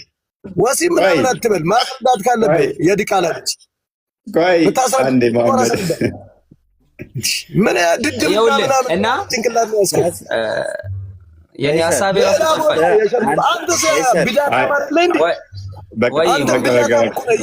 ቢዳጣም ነው እኮ አንተም ፈይሰል መጀመሪያ እንትን በለው ማለት ነው። መጀመሪያ ተራ ነገር ነው ያልከው ነው አይደለም። ነጥብ ሊያስጥልህ ነው እሱ ተራ ነገር እኮ አይደለም። ይኸውልህ ያን ነገር ዲፕሊ ላያብራራው ይችላል ነው። አሁን ለምሳሌ ቅድም ፕሊስ ቆይ አንዴ፣ ምክንያቱም ከሴቶች ጋር የተያያዘ በጣም ቁርአን ተብራርቷል። በደንብ ለምሳሌ እንዴት ወሲብ ማድረግ አለብህ ብሎ ተብራርቶ ተአምር የተደረገበትን ከ50 ወደ 5 ሰላት የተቀነሰበትን ዋና የእምነት እንትን ማዕዘን የሆነውን እንኳን ካላብራራ ቁርአን ምንድነው ታዲያ? እሱ ለሴቶች ክብር እንዳለው እየገለጸ ነው እዚህ ጋር ስለ ወሲብ ምናምን ከገለጸ ስለ ሴቶች ምን ያህል ሪስፔክት እንዳለው እስልምና እየነገረ ነው። ግን ይሄ የለም ሳይሆን ኪብርኪ ነገር እያልኩ አይደለም። ያን ነገር ኪታብ ላይ በደንብ ሊብራራ ይችላል። አንዴ ስለዚህ ሱራ 2:223 ላይ እንዴት አድርገህ ማረስ እንዳለብህ እንጂ እሷን ፍቃድ አይደለም የነገረ። ይሄ ቁርአን የወረደው ሴቷ አልፈልግም እንደዚህ አይነት ብላ ስትል የወረደ ነው። ሎክ ሴቷ አልፈልግም እንደዚህ ወሲብ ማድረግ ስትል የወረደ ነው። አንቺ ማነሽና ወንዱ የወንዱ እርሻ ነሽ መታረስ አለብሽ ብሎ የወረደ ነው። ክብር ስለሰጣት አይደለም። ሱራ 4:20 ላይ ደግሞ ሴቶቻችሁ ሚስትን በሚስት ቦታ መለወጥ ብትፈልጉ ለምትለወጠው ገንዘብ ስጧት። ስለዚህ ሴትን በገንዘብ መለወጥ ለሴት ክብር መስጠት አይደለም። ሱረት ጠለቅ ላይ ደግሞ 4ኛው አያ ላይ ህፃናትን እንኳን አግብቶ ወሲብ አድርጎ መፍትን ይቻላል ብሏል። ይሄ ሴትን ስለማክበር አይደለም። ማስረጃ ስጠኝ። ይኸው አሁን ላወራኸው ማስረጃ እንድትሰጠኝ ይፈልጋለሁ። ይኸው በሚስትም ስፍራ ሚስት መለወጥ ብትፈልጉ ለምትለወጠው ለአንደኛይቱ የምትፈታ ወይም ገንዘብ ስጧት። ጥሎሽ ማለት እኮ ነው። ይሄ ማለት ምንድነው ጥሎሽ? ሚስትን ሴትን ለመለወጥ ገንዘብ መስጠትና ሌላ ማግባት ምን ልዋጭ ሌላ ማግባት አይደለም ይሄ። አሁን ለምሳሌ አንተ ስታገባ ለምስትህ የግድ ጥሎሽ ወይም ደግሞ ግብር የሚባል ነገር አለ። ስለዚህ ያንን ለቤተሰብ መስጠት አለብህ እያለህ ነው። ለምታገባት አይደለም መለወጥ ልዋጭ ታውቃለህ አንተ? ይኸውልህ ጥሬ ቃሉን ነው አንተ ያዝከው። ልዋጭ ታውቃለህ? ለምሳሌ ኒካ አይደለም ልዋጭ ኒካ ሳይሆን ልዋጭ። ቆይ እሺ፣ አንተ ለምሳሌ ምስት ስታገባ ለምስት ለቤተሰብ የምትከፍለው ክፍያ ምንድነው የሚባለው? ጥሎሽ አይደል የሚባለው? ልዋጭና ጥሎሽ ምን አገናኘው እኮ? እንደዛ ይኸውልህ ልዋጭን ለማለት የፈለገው ይኸውልህ፣ አንደኛ ተፍሲሩ ልክ ላይሆን ይችላል፣ ግን ከቤት ልታባርራት እኮ ነው ፈይሰልዬ፣ ከቤት እንድታባርራት እኮ ነው። ገንዘብ ሰጥተሃት ከዛ ገንዘብ ሳትወስድ አባራት እያለህ እኮ ነው። ፍትሃት እኮ ነው። ኔቨር ሲጀመር እስልምና ፍትሃት አይልህም። ካልተመቸ ከተስማማ ከእሷ ጋር እየተቃጠል ከመኖር የለብህም። በእርግጥ ግን እየተስማማ አብረህ እየኖርክ ሌላ ምስት ደርብ እስከ 4 ማግባት ይቻላል። ለምሳሌ በእኛ እምነት አሁን ለምሳሌ 4 ለምንድን ነው የሚፈቀደው ሊሉ ይችላሉ። አሁን ባለው ስታቲስቲክስ መረጃ መሰረት ለምሳሌ ማለት ነው ገንዘብ ካለ 4 ማግባት ትችላለህ። ስፍር ቁጥር የሌላቸው 20፣ 30፣ 5፣ 2 ባሪያዎችን ደግሞ እንደዚህ ወሲብ ማድረግ ትችላለህ። እሱን አልጠየቅንም። ይሄ ስለመለወጥ የሚያወራ ነው። ወደ ዋናው ፖይንት እንመለስ ነው። ይብቃል። እሺ እንደዚህ እናድርግ። አሁን ምን አለ መሰለህ እፎይ፣ ነገ ትገባላችሁ። እኔ ነገ ከተራውይ በኋላ ይመቸኛል። የሆነ ርዕስ ስጠኝና እኔ በዛ ርዕስ ዲፕ ነገር አውቄ በዛ ነገር እውቀት ኖሮኝ ለአንተ መልስ እንድሰጥህ የሆነ ርዕስ ስጠኝና ከዛ እኔ በዛ ነገር ላይ ሬዲ ሆኜ እመጣለሁ። ያው አሁን እናንተ ባወራችሁት ብቻ ነው አሁን እኛ ይሄን ያለ ነው። ዝግጅትም የለም ማለት ነው። አብሽር በቃ እናወራለን። ተራዊን ስንት ሰዓት ነው የምትሰግዱት? ያው ከኢሻ እስከ 4 ሰዓት ባለው እኔ ከ4 ሰዓት በኋላ ኦልሬዲ ቤት ደርሳለሁ። ከ4 ሰዓት በኋላ እገባለሁ እመጣለሁ። በቁርአን ላይ ተጠቅሷል ተራዊ ስገድ የሚል? እሱ አይመለከትህም። ስለሌላ ነገር አውራ። አይመለከትህም። ቆይ ማም እሱ አይመለከትህም። ስለእንደዚህ ይሄ ልጅ ሱና ነው። ይኸውልህ ተራዊ መስገድ ማለት ነው የረሱላችን ሰለላሁ ዐለይሂ ወሰለም ስገዱ ብሎናል፣ እንሰግዳለን። ስለሱ ሳይሆን አሁን ነገ ስለሆነ ሪስ ከፈለከ በውስጥ አውርቼ ነበር። በውስጥ ተበለኝና በዛ ሪስ ላይ እኔ በደንብ እውቀት እንትን ሸምቼ እመጣለሁ። እሺ በቃ አብሽር። በውስጥ እናወራለን። እሺ ተፈላልኝ። እሺ እስታይል በቃ ፒስ ጉድ ናይት። ሰላም ሁንልኝ። በርታሽ። ያ እንግዲህ ብዙ የምናነሳቸው ነጥቦች ነበሩ። አክቹዋሊ ችግር የለውም። ለዛሬ ብቃን እንገባባቸዋለን ሰሞኑንም። ለዛሬ ቢበቃን ስፍሬ እንግዲህ ያ ቢኒ አንድ ነገር ልነግረው ነበር። መሐመድ ደህና ነህ ግን? እሺ አለ። እንዴት ነህ? ሰላም ነህ? አለ። ጉሮሮ ተዘጋ በእናት በጣም ነው የሚያስጠላው። ሃይማኖተኛውን ሃይማኖት ተሳዳቢ አይደለንም፣ ግን ሃይማኖት ሲነካ ደግሞ አንተ ምን ምሳሌ እኔ ክርስትናን መስደብ አልችልም። አብሬ ወንድሞቼ ጓደኞቼ ስላሉ ስለ ክርስትና እኔ እንደዚህ ነው ብዬ አልሰል። መሐመድ የፈለገውን ነገር ቢያደርግ መሐመድ እንደዚህ ነው ሸርሙጣ ነው ማለት አችልም። በቃ ውቀቱ ካለ በስነስ ማስረዳት ይችላል። መሐመድ አላለም እኮ እንደዛ። መሐመድ ሸርሙጣ ነው ምናምን እያልከ ነው ሴት ምናምን እያልከ አንተ እያውልህ አንተ ቢቃቱ ካለ ማስረዳት ነው ያለብህ እንጂ አንተ እንደዚህ ሸርሙጣ ምናምን ሴትን ሲያገላብጥ 5፣ 6 ሴት እያየ ምናምን ማለት አይደለም። ውቀቱ ካለ ይሄንን አይደለም ስለ መግባር ባለው ነገር እሺ ሶሪ በቃ ውቀት ያላቸው ሰዎች ቀርበ ማስረዳት አለብህ። እሺ ሶሪ እናሳክላለን። ገብቷል አይደል? አፒስ እሺ ያ በነገራችን ላይ ያው ፎይ ለሰላም ሲል ነው እንጂ እንደዛ ያለው ተሳድበን ሆኖ አይደለም። እውነት ለመናገር ምንም ሰላም አውረድ ችግር የለም። አንተ ያውልህ እኔ ክርስትና የሰውን ሃይማኖትን አንቋሽሹ የሚል ክርስትና አይቻልም። እኔ ማንም አይደለም እንደዛ ችግር የለውም። እኛ አይልም ግን እሱ ግን የሚናገረው አንተ አሁን ምሳሌ ከቻልክ እዛ ጋር የሐዲሱን ምናምን እያቀረብከልን ነው አይደል? እሺ እፎይ እናን ነው መሐመድ፣ እኛ በቃ የተጻፈውና ያነበብነው ለአንተ ስድብ የምመሰለህ እኛ ምንም ማድረግ አንችልም ነው። አንተ አሁን እኛ ያነበብነውን ነገር አንተ አሁን ቀስ ብለህ ነገር ተራዊ ስጨርስ ሄደህ ጠይቃቸው ኡስታዞቹ።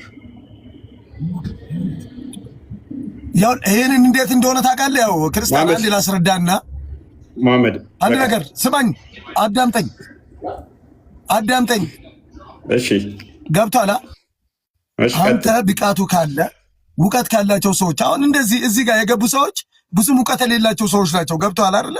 በቃ መሐመድ ሙቀት የላቸው ሶሪ በቃ እነሱን ትሄድና አሁን ኑ እፎይ ጋር ተወያዩ በላቸው። ሶሪ ላስወርድ። በቃ እፎይ ጋር ተወያዩ በላቸው። ትናንትና አንደኛው ያለው ትዝ አለኝ። ክርስቲያን ሰምተዋል? እሱን ሜይ ቢ ቪዲዮ ካለ አሳየን ካለ የሆነ ለቃውት አይቼው ነበረ፣ አላስተዋልኩትም ነበር። የቀድሞውን ተመለሰልህ። ተወን ኢየሱስ ጌታ ነው ብለን አንዴ ከድር ተወን፣ በቃ ኢየሱስ ጌታ ነው እንላለን። በቃ እንደዛ እንድናምን የፈለግከው በቃ ኢየሱስ ጌታ ነው እንበል። ረመዳንን እንጽምበት፣ እስልምናን ስተታታታ በቃ ተወን። ኢየሱስ ጌታ ነው ብለን በቃ እንቀበላለን፣ ኃላፊነት ወስደን። ትናንት ደግሞ ሚስቴን አፋታሽ። ሶሪ አይካንት ሶሪ፣ በጣም ለመሳቅ ፈልጌ አይደለም፣ ነገሩ ግን ስላላስቻለኝ ነው። ሶሪ በጣም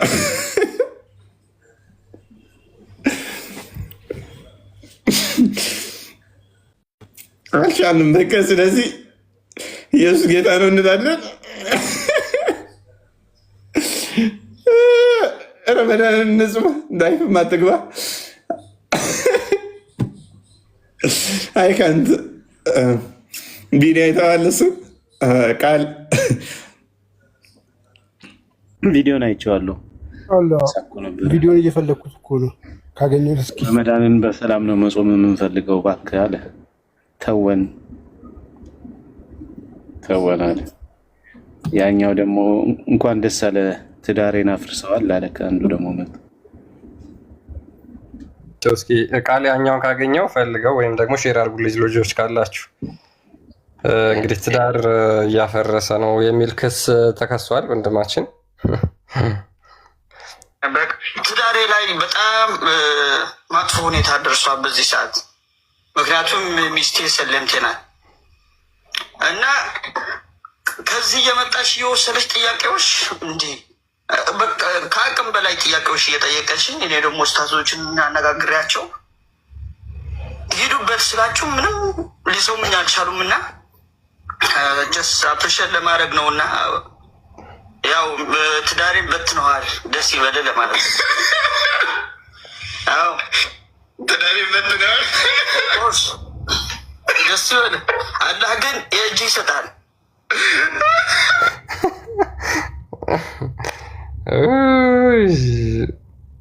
ቴሌግራም ላይ ቼክ አድርግ፣ ልኬልሃለሁ። ይህን አልቻልኩም በቃ ማለት አይካንት የእጅህን ይስጣልኝ። እኔ አፕሪሼት ሊያደርግህ ነው ሲለኝ እኔ ሊያሞግሰኝ ነው ብዬ እጠብቃለሁ። የእጅህን ይስጣላ ትዳሬን በትናል አለኝ። ይችኛዋን ከስር ያለው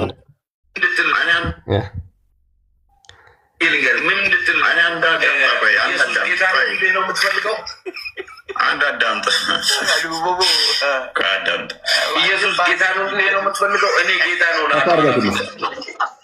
በቃ ችግር የለውም። ለምንድን ነው እንደዚህ አይነት ነገር ውስጥ የምታደርገው? ይሄ ሃይማኖት ነው። ሃይማኖት አንተ ባመንበት ታምነዋለህ፣ እኛም ባመንበት እናምነዋለን። ሃይማኖት መናገር እና እባክህ ብለህ አትጨቅጭቀን፣ ራሳችንን አታሳምነን። ሰላም ውረድልን፣ ፍቅሩ ተወን በቃ ኢየሱስ ጌታ ነው እንላለን። እሱ እኮ ነው የምፈልገው እያለ ነው ደግሞ የኛ ወንድማችን። አምና ይሰቀል እፎይ ይሰቀል ነበረ ረመዳን። ዘንድሮ ደግሞ ተወን በቃ ኢየሱስ ጌታ ነው እንበል።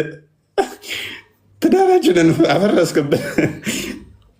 ይመቻች። እኔስ ቃል ሁለት ቃሎች ዳርና ዳር ነው ወይስ ሴቷን ነው? ሁለታችሁንም ብጠራችሁ አሰቡ እና አስቂኝ ናችሁ። ቀጥሉ። አንዴ በእናትህ እሺ፣ ምን ታወራለህ? ጨረስን። በቃ አሁን ደከመኝ። እኔ በቃ በእናትህ ጥያቄ ነበረኝ። ምንድን ነው? አንድ ጥያቄ እንትን ክርስቲያን ወጣ። አይ ችግር የለውም። ማስረጃ ሌለም ትመልስልኛለህ። ትመጣለህ። እኔ ግን ይከፍታለሁ። ነገር ጠይቃለህ። ያ ቃል ጋር ግባ።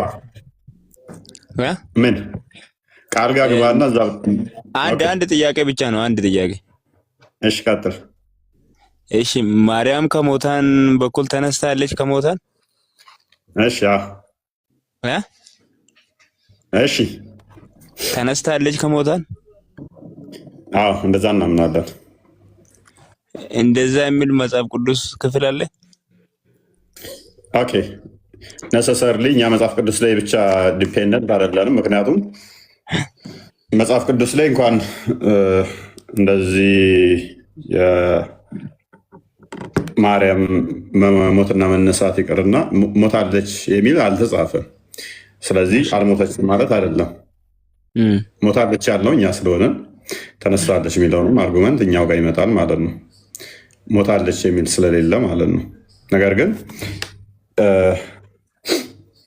ቃል በቃል የሚለውን ከሆነ ሜይ ቢ በመዝሙረ ዳዊት ላይ ምዕራፍ 45 ላይ ነው የሚያስታውሰኝ። አንተና ቤተ መቅደስ ታቦት ተነስ የሚለውን በትንቢት ተነግሮላታል። ሜይ ቢ ቼክ ላደርግልህ እችላለሁ። ሁለት አካል ነው ከሙታን የተነሳ ከክርስቶስ ጋር። ያ አንተና የታቦቱ ቤተ መቅደስ ተነስ የሚለውን 44 45 እንደዚህ አካባቢ ላይ ቼክ አድርግልኝ።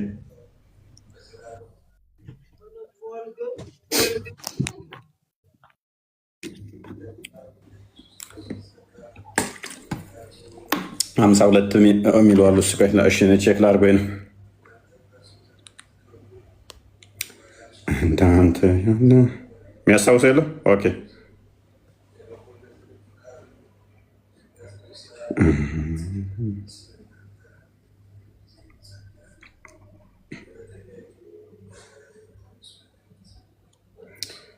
ጥቅስ የሚያስታውሰኝ ምን ላይ ነው ያለው? እኔ አነበዋለሁ። መዝሙረ ዳዊት ላይ ያለ ትንቢት ስለሆነ መዝሙረ ዳዊት 131 ከ8 ጀምሮ እሺ በጠላቶች ቤቱ ምራኝ ነው። ስንት ላይ 131 ላይ መቶ ወይ በቅንፍ 132 እንደዛ። እሺ አንብበው። ክፈቶ 132 እሺ አንዴ አንብበው። አላወጣሁትም እኔ እንትን ላይ ነው ያወጣሁት። አንዴ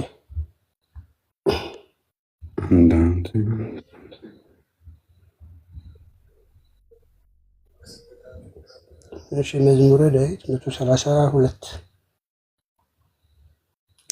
አታነበውም እንዴ? እንደዚሁ እኮ ገና እየከፈትኩ ነው መጽሐፍ ቅዱስ። ለዛ ነው ብሉስ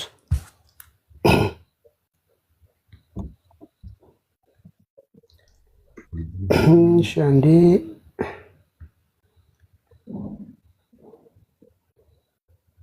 ቁጥር 8 ላይ እንደዚህ ይላል፣ አቤቱ ወደ እረፍትህ ተነስ አንተና የመቅደስህ ታቦት ይላል። ይህንን መሰረት በማድረግ ክርስቶስ ተነስቷል። ሐዋርያት ሥራ ምዕራፍ 1 ላይ በቁጥር 11 ላይ እንደተነሳ መጽሐፍ ቅዱስ ይናገራል። እንዳረገ መጽሐፍ ቅዱስ ይናገራል። ዕብራውያን 1 ቁጥር 3 ላይ በአብ ቀኝ እንደተቀመጠ እንደተነሳ ይናገራል። ስለዚህ አንተና የቤተ መቅደስ ሲል እሱ የእሱ ማደሪያ በእሷ ያደረ ከእሷ የተወለደ እንደመሆኑ እሱም ብቻ አይደለም ያለው እሷንም፣ እሷ አማናዊት ታቦት ነች። ስለዚህ አንተና ቤተ መቅደስ ተብላ የቤተ መቅደስ ስለሆነች እሷ ተነስታለች ብለን ትንቢቱ ተነግሮላታል። በታቦት ትመሰላለች። ታቦቱ ካየ በብሉይ ኪዳን የእግዚአብሔር ቃል ያደረበት ነበር አይደለ? በአዲስ ኪዳን ደግሞ ያ አካላዊ ቃል በማርያም አደረ። አካላዊ ቃል አደረባት ማለት ነው። በብሉይ ኪዳን እግዚአብሔር ቃል ያደረበት ነበር ታቦቱ። በአዲስ ኪዳን ደግሞ አካላዊ ቃል ራሱ ያደረባት ነች ማለት ነው። ታቦት ተብላ ትባላለች። ስለዚህ ትንቢት ተነግሯል። ተነስታለች የሚል ቃል በቃል ነው አንተ የፈለግከው። ተነስታለች ወይ ሞተች ተነሳች የሚል ነው አይደለ? እሺ ከክርስቶስ ውጭ ከሞታን የተነሳ እንደሌለ መጽሐፍ ይናገራል እኮ ግን። ኦኬ ምን ላይ? እሺ ከክርስቶስ ውጭ ከሞታን የተነሳ የለም የሚል ማስረጃ ቢሰጥስ? ቋንጣ ምን ቻሌንጅ ታደርገኛለህ? አመጣላለሁ እኔ ከክርስቶስ ውጭ ከሞታን አልተነሳም የሚል ቋንጣ የለም። አንጣው ከሙታን አለመነሳት የሚል እሱ ራሱ በማለው ስጋዊ በነበረበት ሰዓት ላይ ብዙ ሞተው የሞቱትን ስላስነሳ ከሞታን በኩል የተነሳ እሱ ብቻ እንደሆነ ካመጣው ከመጽሐፍ ቅዱስ በኩል አይደለም። በስርዓት በለው ክርስቶስ ራሱ በስጋ በነበረበት ሰዓት ላይ ብዙ ያስነሳቸዋሉ አልኩህ እኮ እና ሞቷል እኮ እነሱ መልሶ አንብበው በትክክል በለው። አንብበው ክፍሉ በትክክል አንብበው። አላዘር ልትል ነው እንዴ? አላዘር እኮ መልሶ ሞቷል እኮ። ችግር የለውም። አሁን አንተ አንብበው ክፍሉ።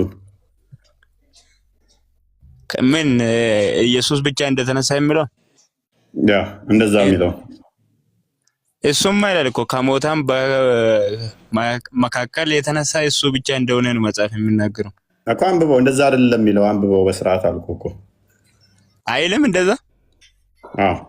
አንብበው በስርዓት። እሺ ካለ ቻሌንጅ ታደርገኛለህ? ቻሌንጅ እያደረኩ እኮ ነው። ስቲል የለም በልሽ። የለም ካልክ ነው ያመጣልሃለሁ ማስረጃው። የለም አንተ እንዳልከው አይደለም የሚለው። አንተ እንዳልከው አይደለም የሚለው።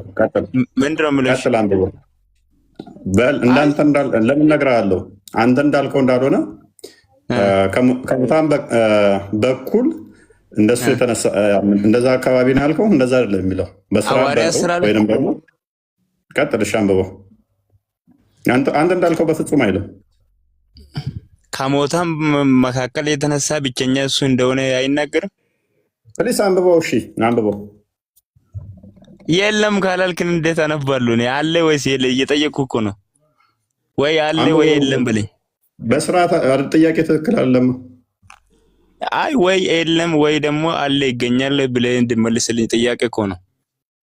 አንተ እንዳልከው የለም። ክርስቶስ ብቻ ነው የተነሳ የሚል የለማ። አንብበው።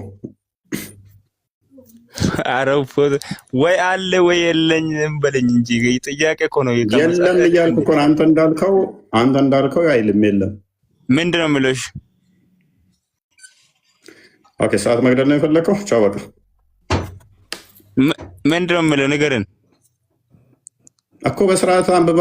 ታውቀዋለህ ጥቅሱን ነው አታውቀውም? እሺ እኔ አላውቀውም። ንገረን እስኪ እኮ ስለማታውቀው እኮ ነው። ሳታውቀው ለምን ታወራለህ? ስለዚህ እሺ ንገረን። ከሙታን በኩር ነው የሚለውን አንተ በኩል ብለህ ነው ያነበብከው። በኩል መቼ ያልኩት? አሁን እኔ በኩል ብለህ ነው ያነበብከው። መቼ ያነበብኩት? ሲጀመር እኔ እንዴት ነው እንግባባ የምንችለው? እንባሽ ሁለት ከሞታን የተነሱ አለን እያልክን እንዴት እንግባባሽ? የለም እያልኩ እኮ ነው። አንተ እንዳወራኸው የለም እያልኩ እኮ ነው። እና እሺ ክርስቶስ ብቻ ነው ከሞት የተነሳ ብለህ እንዴት ታምናለህ ነው የምልህ። ሁለት አሉ። ማርያምም ተነሳለች፣ እሱም ተነስተዋል ኦልሬዲ። ኦልሬዲ ኦኬ። እንደዛ ከሆነ ጥያቄ ደግሞ አዳምጥ። እሺ ክርስቶስ ከሙታን ተነስቷል። ያ ሶስት ናቸው። ፕሊስ አዳምጥ። ሶስት ናቸው እንደው ፕሊስ አዳምጥ። አላዘር ጋር አዳምጥ። እሺ አዳምጥ። ክርስቶስ አላዛርንም ሆነ ማርያምን ያስነሳቸው እሱ ነው። የትንሣኤ መነሳት ግን የተነሳችው ማርያም ያስነሳት ክርስቶስ ነው። እኛንም ያስነሳን እሱ ነው። ምክንያቱም ሙታን ድምፄን ይሰማሉ ስላለ ማለት ነው። ድምፁን የሚሰሙት እሱ ከሙታን በኩር ሆኖ፣ አሁን ግን ላንቀላፉት እሱ በኩር ሆኖ ተነስቷል ሲባል እሱ ሞትን በሞቱ ሽሮ የመጀመሪያው የተነሳው እሱ ነው። ምክንያቱም በስጋ ሞትን የገደለ እሱ ስለሆነ ማለት ነው። ሌላ ሞትን ገሎ የተነሳ የለም። በራሱ ስልጣን በራሱ ኃይል ሞትን በሞቱ የሻረ ማርያምም ተነሳለች ይላልከንም እንደ ውፎ ያረተውቶ እኔም እነሳለሁ እሱ ብቻ ነው እንዴት ትላለህ? እኔም እነሳለሁ እኮ ካዳ ምን አስገረመ? አይ ከሞትክ በኋላ እንደ ኢየሱስ ታይተ በስጋ የሚጨበጥ ነገር ይነሳል ወይስ ነፍስ ብቻ ነው? አይ አሁን ደግሞ ጥያቄውን ሽፍት አደረከው። በደንብ አዳምጥ። ከሙታን በኩር እሱ ነው ስንል የሌሎቹ መነሳት ቅድም ያላዛርም ተመልሶ ሊሞት ነው። ያ ግሎሪፋይድ የሆነውን ቦዲ ይዞ አይደለም የተነሳው። ክርስቶስ ግን ሞትን በሞቱ ሽሮ ነው የተነሳው። ዕብራውያን ምዕራፍ 2 ቁጥር 15 ላይ በሞት ላይ ስልጣን ያለውን በሞት ሊሽር በስጋ ተገልጧል። በስጋ የተገለጠው ደግሞ በሞት ላይ ያንን ምን አደረገው? በሞት ሻረው ማለት ነው፣ ደመሰሰው። ይህም ደግሞ ዕብራውያን ምዕራፍ 1 ላይ ቁጥር 3 ላይ ከቁጥር 2 እስከ 3 እንዲሁም ደግሞ ቆላሲያስ ምዕራፍ 1 ቁጥር 15 16 እንዲሁም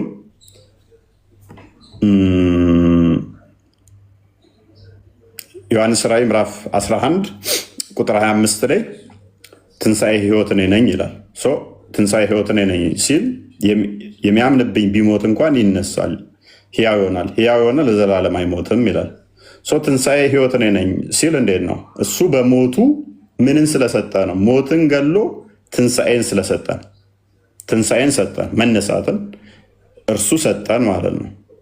እንዴት ነው የሚነሱት የሚለውን ደግሞ አንደኛ ቆሮንቶስ ምዕራፍ 12 ላይ አንደኛ ቆሮንቶስ ምዕራፍ 15 ላይ ከቁጥር 12 ጀምረ እስከ 42 አካባቢ በደንብ አንብበው። እዛ ላይ በደንብ ተዘርዝሯል። በድካም ይዘራል፣ በክብር ይነሳል፣ በውርደት ይዘራል፣ በኃይል ይነሳል እያለ በደንብ አብራርቶታል ሐዋርያው ቅዱስ ጳውሎስ ማለት ነው እንዴት እንደሚነሳ። ስለዚህ ማርያም የተነሳችው በማን ነው? በክርስቶስ ነው የተነሳችው። እሱ ሞትን ከሻረ በኋላ ማለት ነው። ሞትን ምን ካደረገ በኋላ? የሞትን ኃይል ካፈረሰ በኋላ ነው። እንኳን ማርያም እኔም እነሳለሁ ማለት ነው። በነፍስ ነው በስጋ ነው የተነሳችው የሚለው ነው። ኦኬ የምንነሳው ግን ምንድነው? እሱ እንዴት ነው የምንነሳው የሚለውን ትንቢተ ዳንኤል ምዕራፍ 12 ላይ አጥንቶች ሕያዋን ይሆናሉ ይላል። የሚነሱት እንዴት ነው እሱ ሲባል በነፍስ ተነሳሽ በስጋ ምናምን የሚባል ነገር የለም። ትንሣኤ ምንድነው እሱ የሚሆነው? ሎክ መለከት ይነፋል። ሁለተኛው ትንሣኤ ከሆነ እነኚህ ይነሳሉ። ግን ምንድነው እሱ? ግሎሪፋይድ የሆነ ቦዲ አለ። ይህንኛው የሚደክመው የሚራበው የሚጠማው እንደዛ የሆነ አካል አይደለም። እሱን ምን ብያለው? አንደኛ ቆሮንቶስ ምዕራፍ 15 ላይ እንዴት እንደሚነሳ እዛ ላይ ስለተብራራ እዛ ላይ ደም አንበብ ነው ማለት ነው። ስለዚህ እንደዛ ነው እንትን ነው። ግን እንደኛው ነው የምትነሳ እንጂ በተለየ ሁኔታ አይደለም። እንደ ኢየሱስ ሞትን አሸንፋ ምናምን አይደለም የተነሳችው። ሞትን በራስ ማንም አሸንፎ የሚነሳ የለም። ለሁሉ የሚያስነሳቸው ክርስቶስ ነው። እንደ ኖርማል ሰው ነው የተነሳችው።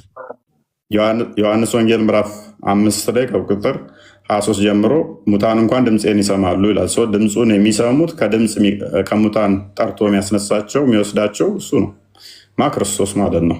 አንተ ላይ ሜይ ቢ ሱረቱ ሐጅ ቁጥር 6 እና 7 ላይ የአላህን ድምፅ የሚሰሙት አላህን ድምፁ የሚሰሙት መቃብር ውስጥ ያሉ ድምፁ የሚሰሙት የአላህን ብቻ ነው አይደለ? እሱ ነው የሚያስነሳቸው አይደለ? መላይካ ነው። ስለዚህ ቁርአኑ ተሳስቷል እያልከኝ ነው? ቀብር ውስጥ ሰውን የሚያናግረው መላይካ ነው። አረ የሚያስነሳቸው ነው እኔ ያልኩህ። ነፍስ የሚዘራበት እሱ ሆኖ ግን የሚያናግረው መላይካ ነው። እሺ አንዴ 22:6 አንዴ ክፈትልኝ ክርስቲያን እንትና ቃል ምንድን ቁርአን ኦኬ 22:6 22:6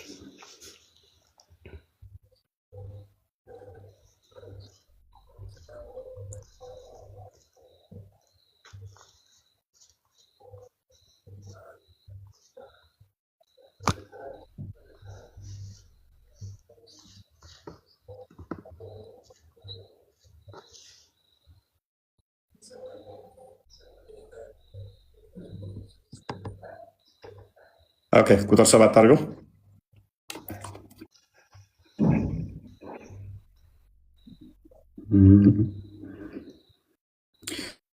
ኦኬ ሰዓቲቱም ውጪ በእርሷ ፈጽሞ ጥርጣሬ የሌለባት በመሆኗ አላህም በመቃብሮች ውስጥ ያለን ሁሉ የሚቀሰቅስ በመሆኑ ነው ይላል። በመቃብር ውስጥ የሚቀሰቅሰው ጅብሪል መልአክ ነው ብላኛል። እዚህ ጋር ደግሞ አላህ ነው የሚቀሰቅሰው። መቼ አልኩህ? አሁን የሚጠይቀው እኮ ነው አልኩህ። የመቃብር ቅጣት አይደለም። ምን እኮ አልኩህ? የመጨረሻይቱ ቅጣት እኮ ነው። የመጨረሻይቱ ሰዓት የመጨረሻ ትንሣኤን እያወራህ አንተ ገና መቃብር ቅጣት ላይ ነህ እንዴ? አይ የመቃብር ጥያቄ መስሎኝ ነው። አይደለም። ስለዚህ በመቃብር ውስጥ ያሉትን ከመቃብር የሚቀሰቅሳቸው ድምፁን የሚሰሙት አንድ ፈጣሪ ብቻ ነው። እሱም ደግሞ ዮሐንስ ወንጌል ምዕራፍ 5 ላይ ቁጥር 23 አካባቢ ሜቢ ቼክ አድርግልኝ። ድምፁን የሚሰሙት ቁጥር 29 ላይ እንደዚህ ያስቀምጠዋል። ክርስቶስ የእሱ ብቻ ድምፅ ነው የሚሰማው። ስለዚህ ከመቃብር ማንኛውም ቢሞት ቢነሱ በማን ነው? በክርስቶስ ነው። አሁን የከፈትከውን ቅድም የከፈትከውንም አሳየን። ቆይ ቅድሚያ 11:25 ላይ ዮሐንስ ወንጌል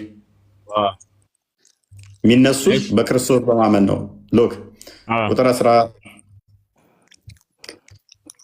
እሺ ይህ ክፍል ነው ቅድም አንተ የጠቀስከው። ክርስቶስ ከሙታን እንደተነሳ የሚሰብክ ከሆነ ግን ከእናንተ ምን ላይ ነው ያለው? ትንሣኤ ሙታን የለም እንዴት ይላሉ? ቆሮንቶስ ላይ ነው እኮ ያለው።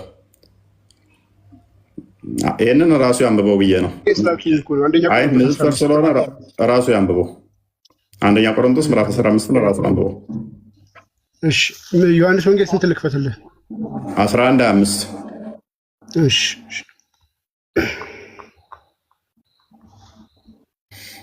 11:5 ኢየሱስም ትንሣኤ ሕይወት እኔ ነኝ። ትንሣኤ ማን ነው? እሱ ወንድማችን ትንሣኤ አንብቧ ማን ነው? እሱ ትንሣኤ የሚሆነው ክርስቶስ ነው። ከምን ትንሣኤ? ከመጽሐፍ ቅዱስ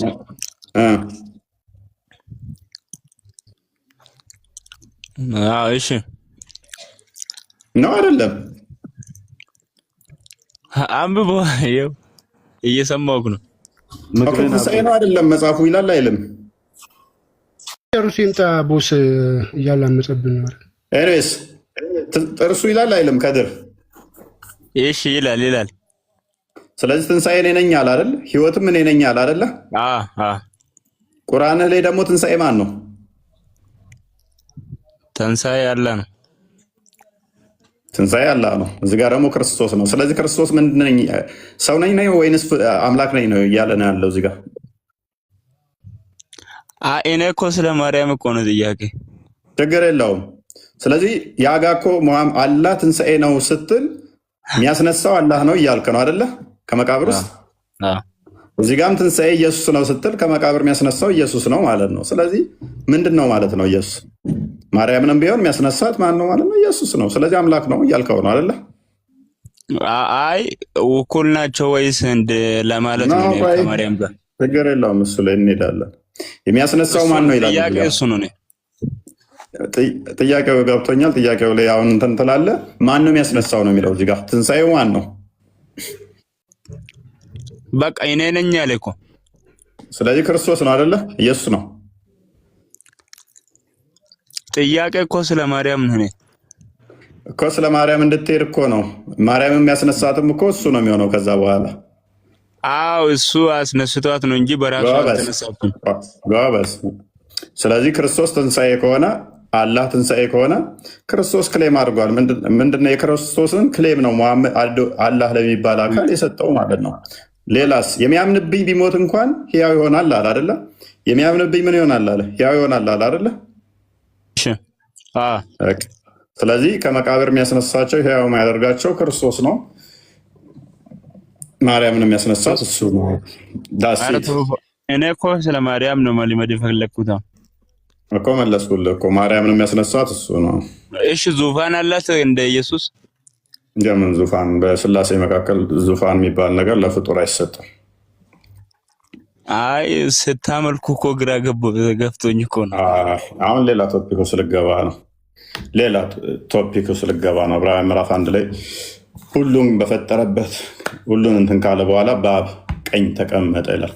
አንድ አገዛዝ፣ አንድ ስልጣን፣ አብ ወልድ መንፈስ ቅዱስ፣ አንዲት ዙፋን አላችሁ። ዙፋን ኢንሴንስ ቅድስና፣ ልዕልና፣ ግዛትንም የሚያመለክት ነው። እንዳንተ ወንበር ማለት አይደለም። ስታመልኳት ያልከው ሜይ ቢ ከአጥበሬን ታመልካለህ። ወጣ። ኦኬ አይበቃችሁም? ቢኒ የምጨምረዋለህ? ሙሉ ነው፣ ምንም አያስፈልግም። አንተም ዝጋ በቃ። ውጡልኝ ከቤቴ፣ ውጡልኝ ከቤቴ። ሰላም በሉና ስለምከፍት የምትሆነ ጋ ቦስ እኮ ሄዳ ከተቶሎ። እሺ ኮስት መላክ ይቻላል? እስኪ ልሞክር። እሺ ገብቼ አሁን ለታ ስታገል አንተ አሰማም ሰው አስገብታ ቁጭ ብለሃል። እኔ ስታገል ሞክሬ እኮ ነው እምቢ ብሎኝ። አፍጥን፣ አሁን አትከራከር፣ አፍጥን። ቁጭ ብለህ ሊከራከረኝ ማለት ነው። እኔ እኮ የቃል እንትን ያስቀኛል። የሆነ ነገር ካልከው ከኔ ጋር ነው ሙገት የሚገባው።